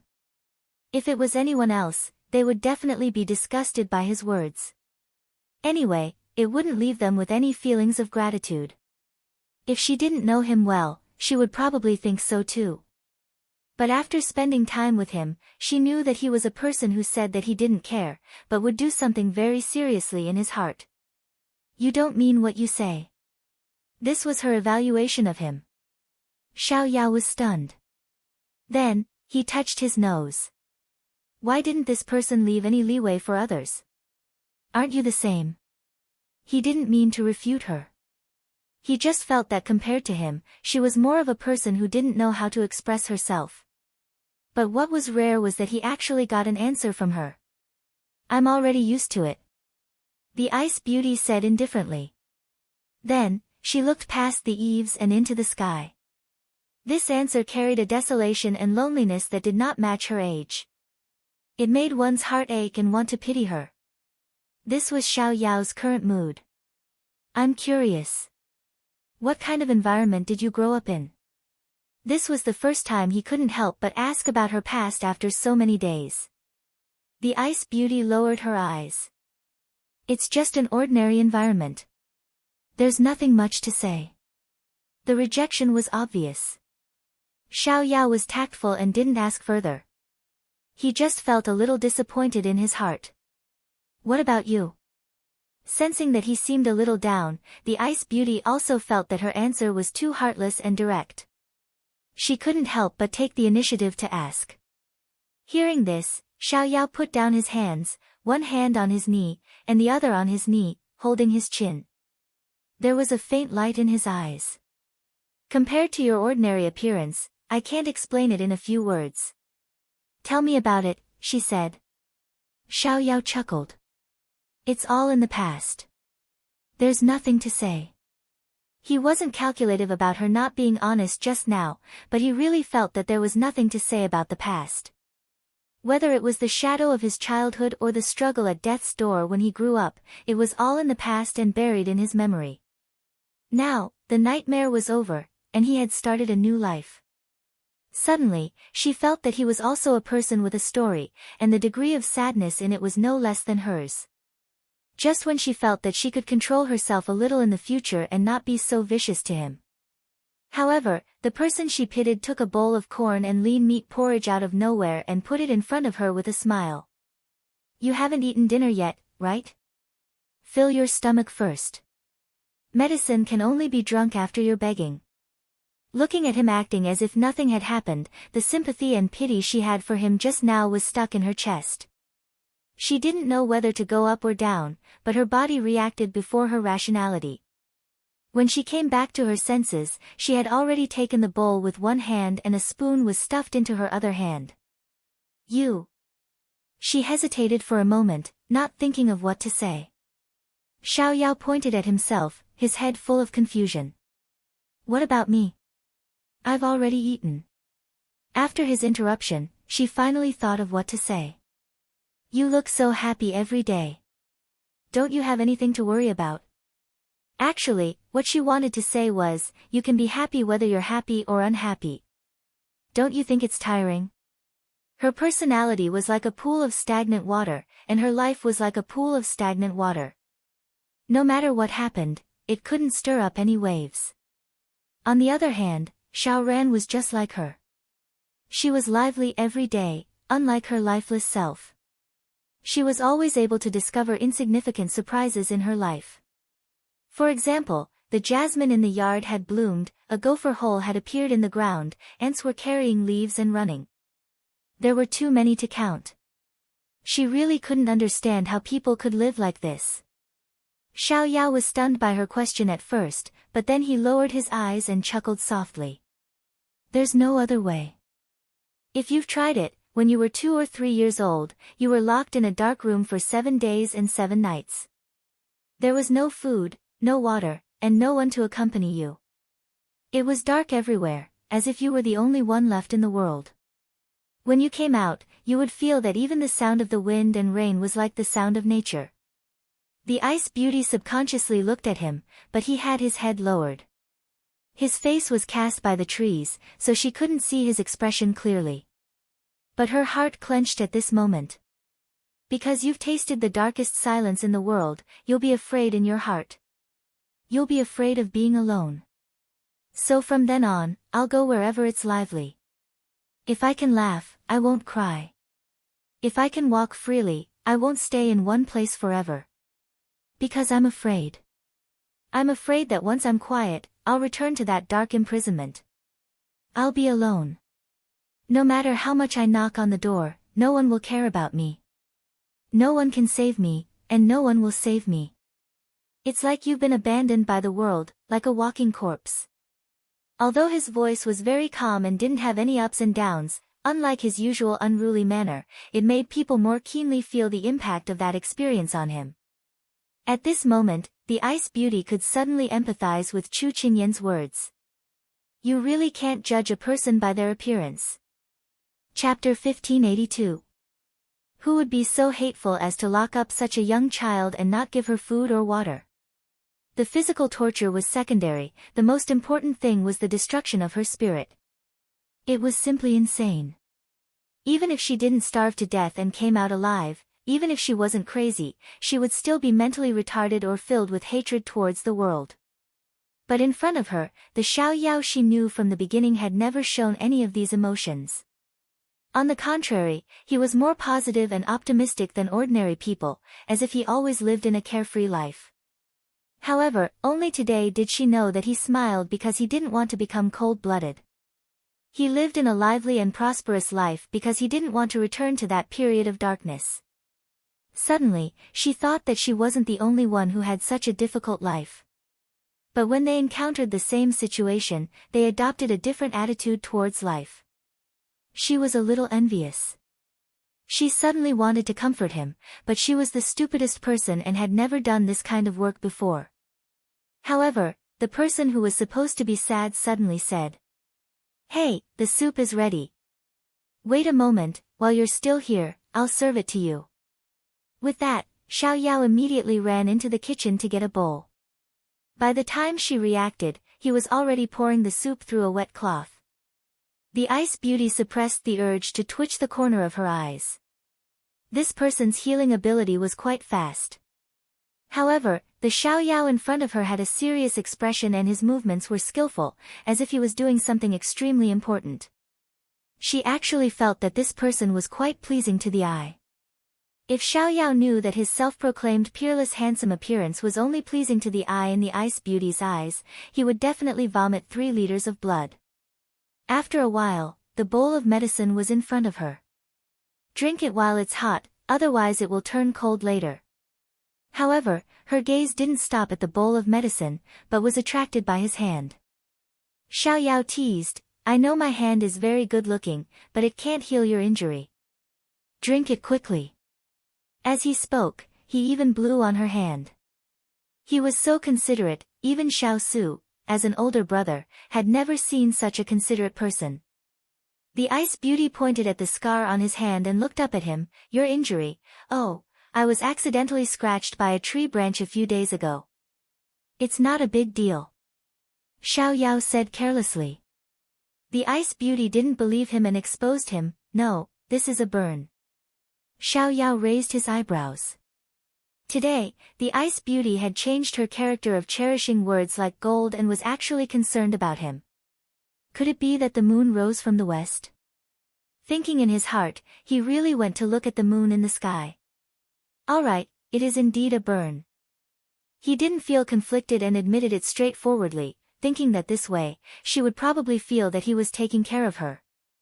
She thought to herself that this person was quite honest. Who asked you to be so clumsy? If you don't know how to do it, don't interfere. Just let the servants do it. She didn't know who she was doing this for. In the blink of an eye, she had already taken the bowl of medicine. She nodded at him and said, "Remember to apply the medicine when you go back. Although you're a man and don't care about your appearance, your hands are already ugly enough. Don't make it uglier." After saying that, she tilted her head back and drank the medicine. She handed the bowl to him and then turned to leave. Xiao Yao looked at her back and then at the bowl in his hand. He couldn't help but touch his nose. Was she concerned about him just now? However, after a while, the person who said she was leaving came back. Xiao Yao looked at her doubtfully. She said without blushing, "I don't remember the way back." Xiao Yao almost couldn't help but laugh out loud. She was so cold even when asking for help. He was afraid that she was the only one he had met. But under her cold gaze, he stopped himself. Otherwise, the loneliness waiting in front of him would be a cold winter. The next day, Xiao Yao appeared in front of her on time with the medicine. The Ice Beauty's unsettled heart finally calmed down. After watching her drink the medicine, Xiao Yao sat down in front of her and said, "Big brother and sister-in-law are going out for a walk in the afternoon. Do you want to go out with us to relax? After all, you have been recuperating for almost half a month and can walk freely. Walking around will be good for the recovery of your wounds." She thought for a moment and nodded, "Okay." Seeing that she agreed, Xiao Yao was happy and immediately stood up, "Then I'll go tell sister-in-law and the rest. I'll come pick you up in the afternoon." After speaking, he disappeared like a gust of wind. The Ice Beauty looked at his back and ripples appeared in her eyes. When Xiao Yao entered the meeting hall, he happened to hear his royal brother and the rest discussing something. According to the news from Water Spirit, half a month ago, the sect master of the Tranquil Moon sect was assassinated and got separated from his subordinates. It's unknown whether he's dead or alive. Hualing opened the letter and read 10 lines at a glance before concluding. Chu Qingyan didn't understand. "I didn't hear Jin Xin say that he went to assassinate the sect master of the Moon Clan. Who did it? The Moon Clan isn't as united as we seem on the surface. Many people want to replace the Tranquil Moon sect, so this should be their enemies' doing," Hualing explained. Chu Qingyan nodded in understanding, then taking advantage of this time when the people's hearts are wavering, Jin Xin should be able to pursue the victory. After all, without a leader, it's hard to fight the enemy wholeheartedly. Xiao Su patted her hand and said, "Jin Xin received the news earlier than us. I think he should have taken back half of the Sun Clan's territory by now." Chu Qingyan's eyes lit up. She didn't expect that Jin Xin had already done so much while she was nursing her pregnancy. He was indeed someone she had brought out. Xiao Yao walked over with a face full of smiles. "This is good news. Maybe when sister-in-law gives birth, he will have already returned victorious." Chu Qingyan smiled. "If that's the case, that's even better." "Oh right, did that Ice Beauty of yours agree?" Xiao Yao's face heated up. "What Ice Beauty?" "Sister-in-law, don't joke around." Okay, I won't say any more." Chu Qingyan and the others smiled knowingly, then said, "What happened?" She agreed. He felt that his sister-in-law's smile was a little strange. Or was he thinking too much? At the same time, on the other side of the town, dozens of people gathered in an alley. The woman in the lead said loudly, "You must find the sect master. Otherwise, bring your heads to see me tomorrow." "Yes." After everyone agreed, they immediately split up. The autumn wind swept the fallen leaves, suddenly making it seem a little desolate. And in a corner of the Moon Clan's territory, Water Spirit held a string of bells made of shells and crystals in her hands. She had taken it from a beggar and it was covered in dust. Her trembling fingers carefully wiped it. When the dust on it was wiped off and its original appearance was revealed, she couldn't help but tremble all over. Tears welled up in her eyes as she held the string of wind bells tightly in her arms. "It's wind bells, it's wind bells. Wind Spirit, are you still alive?" Chapter 1583. It was the end of autumn and the beginning of winter. Although the leaves had already turned yellow and fallen to the ground, giving people a feeling of desolation, the afternoon sun was not dazzling and was very gentle. It poured down on the eaves, trees, grass, and fell on people's shoulders. The dancing circles of light were like small furry dots that shone into people's eyes, making people feel warm. Xiao Su, Chu Qingyan, and the others stepped on the pale yellow light as they walked out of the house. There were already several carriages parked in front of them, waiting for them to get on. The Ice Beauty walking at the back looked at the carriages and couldn't help but raise her eyebrows slightly. Xiao Yao, who was standing beside her, saw through her thoughts and said with a smile, "Tonight's itinerary is to go shopping. In the afternoon, we will go to the plum blossom forest in the east. I heard that there are a lot of blooming flowers there. It's worth going to take a look." The Ice Beauty nodded, indicating that she understood. In fact, she had another purpose for going out today. As for where to go, it wasn't that important to her. However, she was a little surprised that this group of people could actually buy such a large house in this place. It was simply beyond her expectations. Because in this half a month, she had been staying in her own courtyard to recuperate. At most, she would only go to the kitchen. Today, when she came out with Xiao Yao, she crossed the entire house.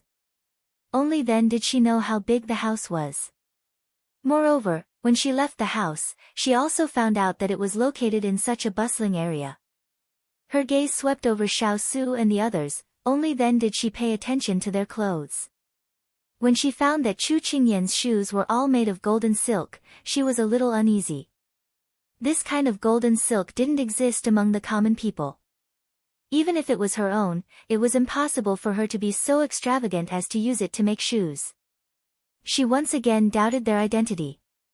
"Let's go. Just looking can't replace walking." Xiao Yao stood at the bottom of the steps and teased her. Only then did the Ice Beauty put away all kinds of doubts and walk towards him. Xiao Su, Chu Qingyan, Higashio Motetsu, Tao Tao, Qingyan Luo, Ethereal, and Xiao Yao, the Ice Beauty. Except for Xiao Su, who was accompanying his wife in the carriage, the other men were riding horses. However, Tao Tao also led a horse and jumped up. She raised her chin at Higashio Motetsu, not to be outdone. Higashio Motetsu rolled his eyes. He felt that this little witch was really childish. In the end, only Qingyan Luo and the Ice Beauty were left in the same carriage. As soon as the Ice Beauty got on the carriage, she began to study the structure inside. She found that this carriage was different from the carriages she had seen before. Moreover, it was even better. Her heart couldn't help but pound. Why hadn't she seen this kind of carriage before? After Qingyan Luo came in, she saw the Ice Beauty staring at the walls of the carriage. Her appearance was as calm as water, as if snow had just fallen. Her features were clear and beautiful, and her beauty surpassed that of a fairy. Gradually, warmth appeared in her eyes. She recalled the cold indifference between her eyebrows when they first met. Too much had changed. She couldn't help but think of Qingyan's words. Only a hot fire could melt old ice. It seemed that the initial results were already showing. She couldn't help but take the initiative to say, "Miss Sun, you look good. I guess your injuries are about 50 to 60% better." The Ice Beauty looked at the carriage seriously. When she heard the question, she realized that there was another person in the carriage. She turned to look at Qingyan Luo and nodded. "Yes, thank you, Miss Cheng, for your prescription and medicine." Qingyan Luo smiled. "Miss Sun is too polite. It's our duty to practice medicine and save people. Moreover, it's rare that Xiao Ran is in such a hurry, so we can't just stand by and watch." The Ice Beauty felt that this group of people was quite interesting. There were husband and wife, superiors and subordinates, and also good friends. She didn't know how they got together and appeared here. "Where are you from, Miss Cheng? You don't sound like a local." The Ice Beauty intended to get the answer she wanted from this gorgeous and straightforward Qingyan Luo, who didn't seem to be shrewd at all. Qingyan Luo's eyes curved into crescents as she smiled. "We're not locals. We came from another place. It's more remote. Many people don't know about it, so there's no need to mention it. It's just a place." She didn't expect her answer to be so watertight. Sure enough, these people weren't simple. The Ice Beauty said, "Heroes don't ask where they come from." "I've offended you." Qingyan Luo waved her hand. You're too polite. We don't have to be so formal. Just treat it as a casual conversation. It doesn't matter if we're right or wrong. What goes in one ear and out the other? What's important is that we're happy talking. This viewpoint of dealing with people was a little novel. The Ice Beauty found that ever since she met Xiao Yao and the others, she seemed to have opened a magical door. The things and concepts she came into contact with were unheard of. Not only Qing Yen Luo, but people like Chu Qing Yen, Xiao Su, and Higashio Motetsu, who she had never spoken to before, all gave her the illusion that she didn't live in the same place. Just as she was in a daze, a plate of pastries suddenly appeared in front of her. Xiao Yao asked the kitchen to prepare these. He said that you don't like sweets, so he asked the kitchen to make some other flavors for you to eat along the way. It seems that he really treats you well. Qing Yen Luo winked at her. There was a hint of teasing in her words, but there was no malice. The Ice Beauty felt that Xiao Yao's actions were superfluous. She had never liked to eat pastries, but since it was already prepared, she would force herself to eat a few bites. Miss Sun, regarding your illness, Murong and I have been studying it. We've flipped through many medical books, but we didn't find your symptoms. I wonder if you can provide us with some clues to help us think about it. When it came to business, Qing Yenluo's attitude became serious. Her tone was apologetic and she was asking for advice. Because she had already mentally prepared herself, she wasn't surprised at all when Qing Yenluo mentioned it. To be precise, this illness came from the mother's womb. As soon as the Ice Beauty said this, Qing Yenluo knew that her and Murong's judgment was wrong. Some doctors said that this illness will affect a person's lifespan, so when my mother was pregnant with me, she didn't have much time left. Later, she gave birth to me and left. As for the rest, I'm afraid I can't provide any clues. Qing Yenluo looked at the woman in front of her and said in a very calm tone. If she didn't know, she would have thought that the woman was just telling someone else's story. She thought to herself, what kind of hardships did she go through to have such a pair of indifferent eyes? Qing Yenluo reached out and patted the back of her hand, comforting her, it's all right, it's up to the person to succeed. We'll study it according to the clues you provide. In this world, there's no illness that can't be cured. Even if we can't, there are others. The Ice Beauty looked at the sincerity in her eyes. Something seemed to flow in her heart, prompting her to nod slowly. Outside the carriage, Xiao Yao's raised hand paused in midair. He couldn't believe what he had just heard. He stared blankly at the carriage as it passed by him. Affect her lifespan? She was still so young, how could it be? Chapter 1584. Seeing Xiao Yao in a daze, Ethereal rode up to him. Second Master, what's wrong? Xiao Yao had already retracted his hand, but he was still in a daze. When he saw Ethereal, it was as if he had seen his savior. Ethereal, no matter what, you and Yen Luo have to find a way to save Miss Sun. Ethereal was confused, but seeing that Xiao Yao was not joking, Ethereal nodded and made a promise. No matter what, Yen Luo and I will do our best. Xiao Yao was slightly relieved when he thought about how Pang Zhijing was so badly injured that she could have gone to the gates of hell. In the end, she was still rescued by them. At this moment, Ethereal smiled and asked, Second Master, are you moved by the mundane world? After Xiao Yao heard clearly, he patted his shoulder in annoyance. What nonsense are you talking about?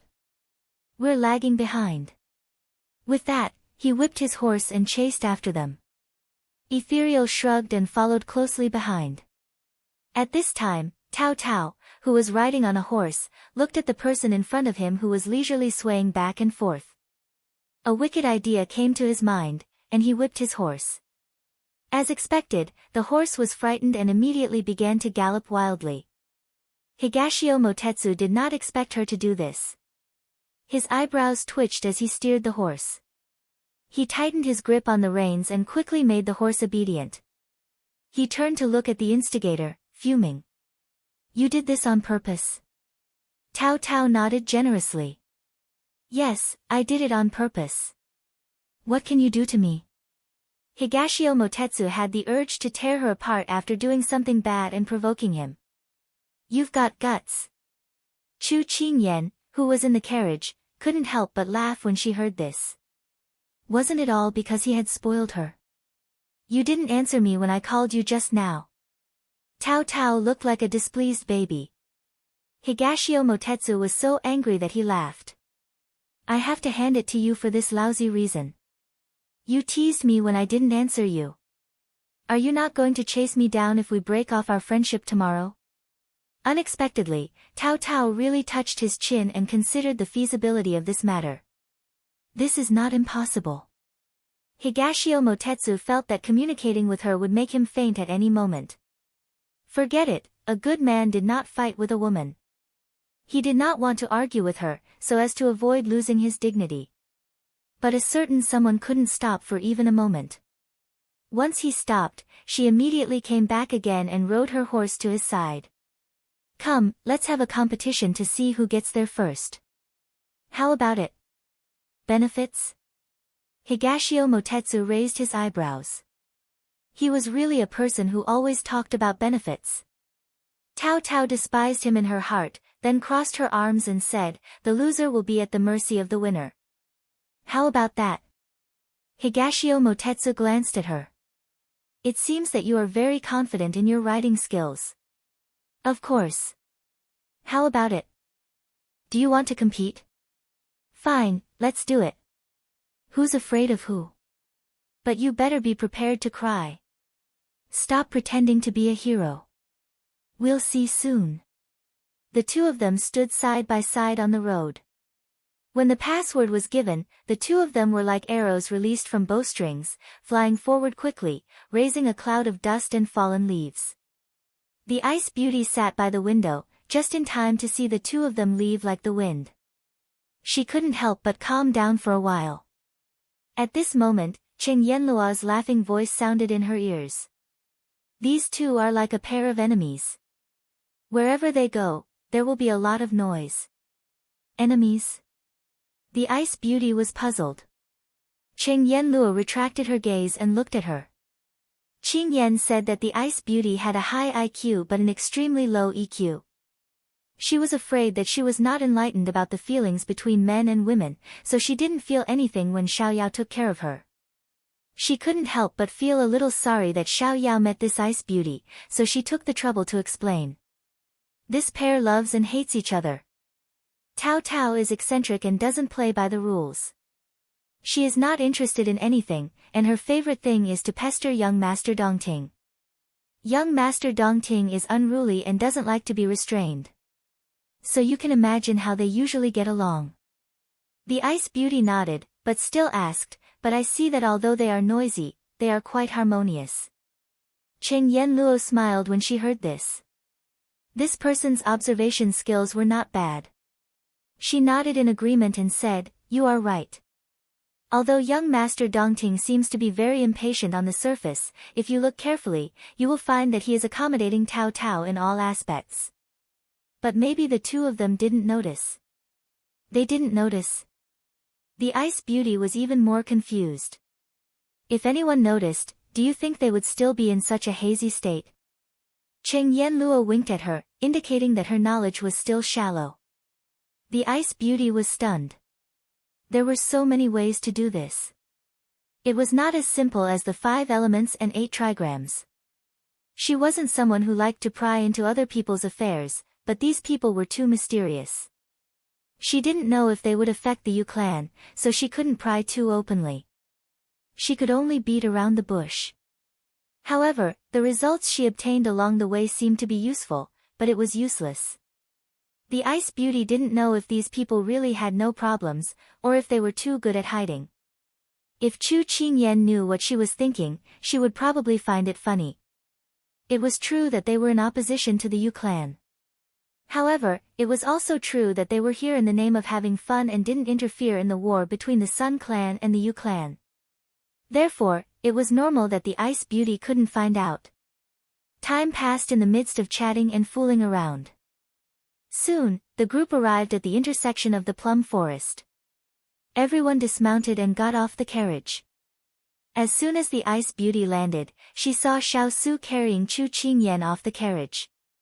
Do you think that the two of them are very compatible and very loving? Cheng Yenluo also landed and looked in the direction of the ice beauty's gaze.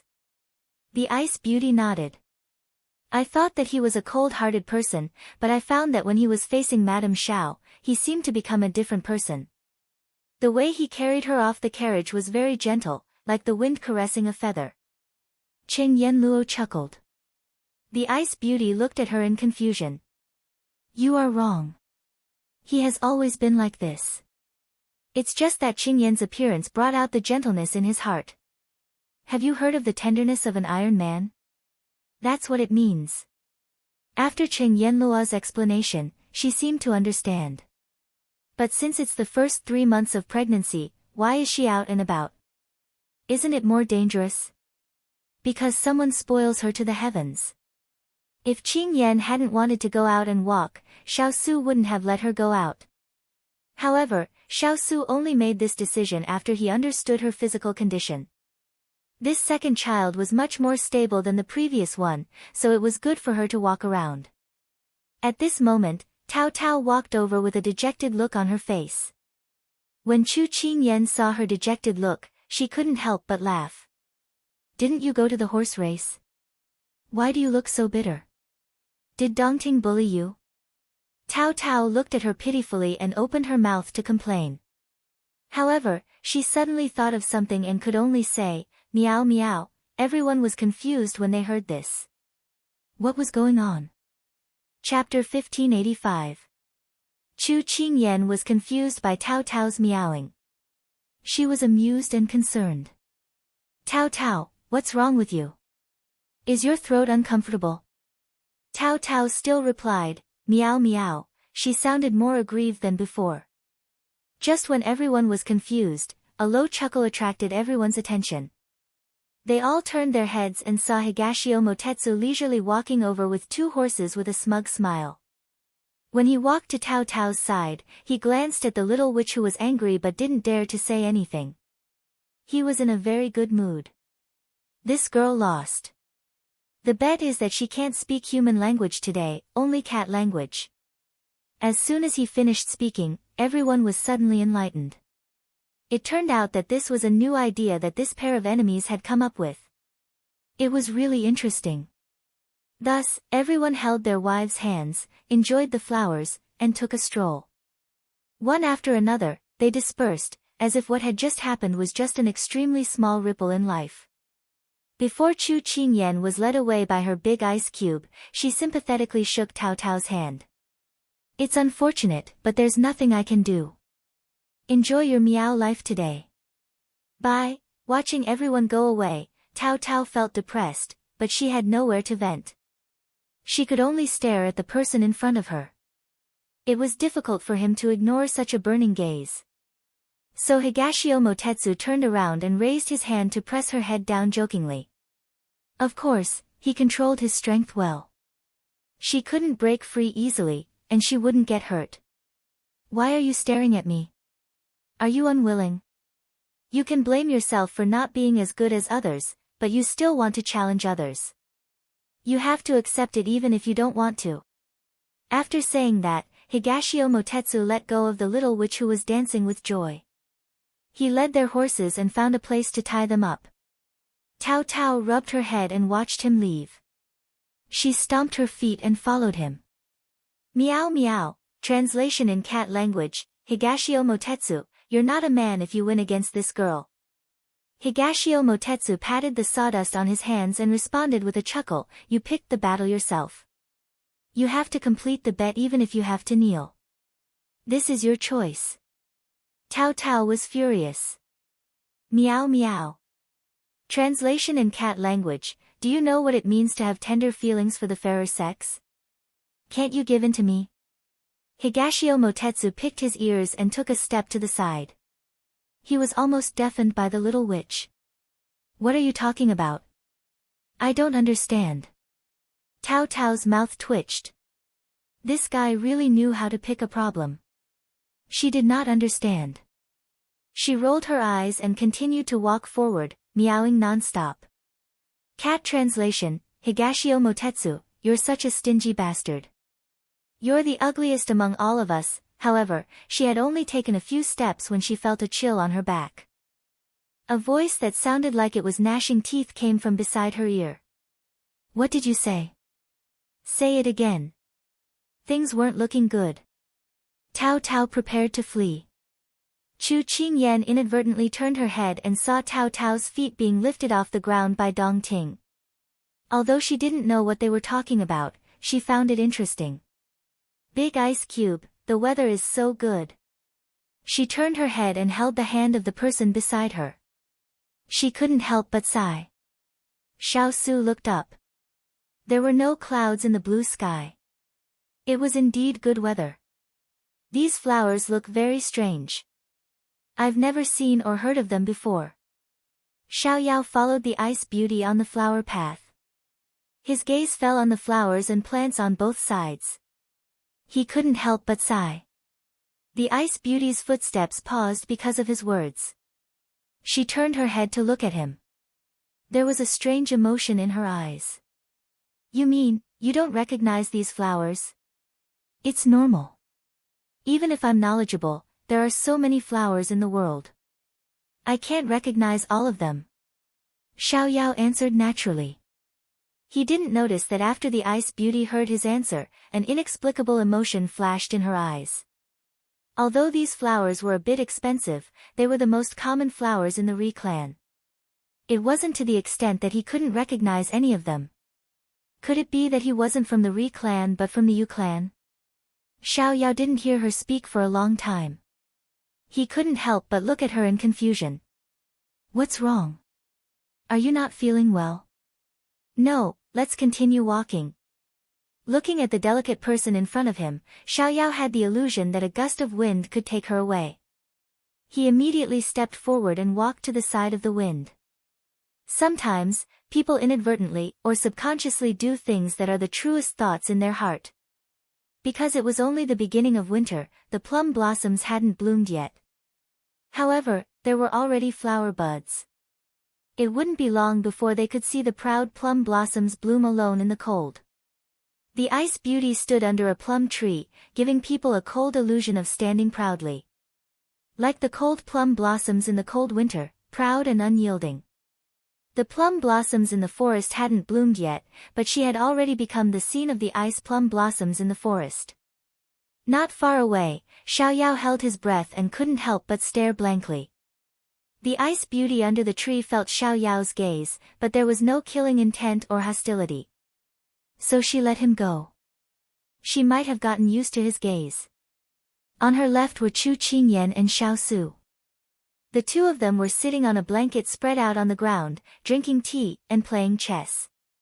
They were in a leisurely mood.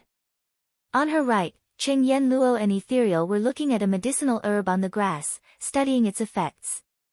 It was a very interesting game. And not far in front of her, Higashio Motetsu was being pestered by Tao Tao to have a rematch. The whole process was interspersed with different lengths of meow meow, which made people not know whether to laugh or cry. She realized that since she was young, she had never been so carefree. She didn't admire the flowers or look at the sky, nor did she carefully observe the interactions between people. At this moment, she felt as if she had walked into the smoke and fire of the mortal world, the simplest and most leisurely life of the common people. Looking at the blue sky above her head, the lush greenery in front of her, and the laughter not far away, she could even hear the sound of chess pieces being placed. She suddenly had an illusion, as if the past 10 years were just a dream, and only what was in front of her was reality. At this moment, a figure walked into her line of sight. Xiao Yao walked slowly in front of her with his hands behind his back. He restrained the anticipation in his eyes and coughed softly. I had nothing to do just now, so I casually made something for you. Under the icy beauty's indifferent gaze, he felt as nervous as when he had handed his homework to the teacher. He took a deep breath and then took out the thing hidden behind his back. It was a garland made of 3 or 4 types of flowers. It was very beautiful, and from this alone, it could be seen that he was a very aesthetic person. The icy beauty was a little surprised. She wasn't surprised by the garland he gave her, but by why he would give her something for no reason. Xiao Yao held it in front of her. You can wear this on your head. Girls like it very much. She followed her heart and said, I don't like to wear this. Xiao Yao's outstretched hand froze in midair. It was the first time he had been rejected like this. However, he didn't care about his face, but that she didn't like it. This made him feel somewhat disappointed. The icy beauty saw the light in his eyes extinguish in an instant, and her heart suddenly felt a little strange. Just as Xiao Yao was about to awkwardly withdraw his hand, a white and clean hand suddenly took his garland. Although I don't like to wear it, thank you. The light in Xiao Yao's eyes lit up again, and he couldn't help but laugh foolishly. The icy beauty looked at the garland in her hand and was worried. This fool, didn't he know that 2 types of flowers would increase the fragrance of the flowers and attract bees? He didn't know these flowers, but he still dared to casually pick them. Sigh, what a headache.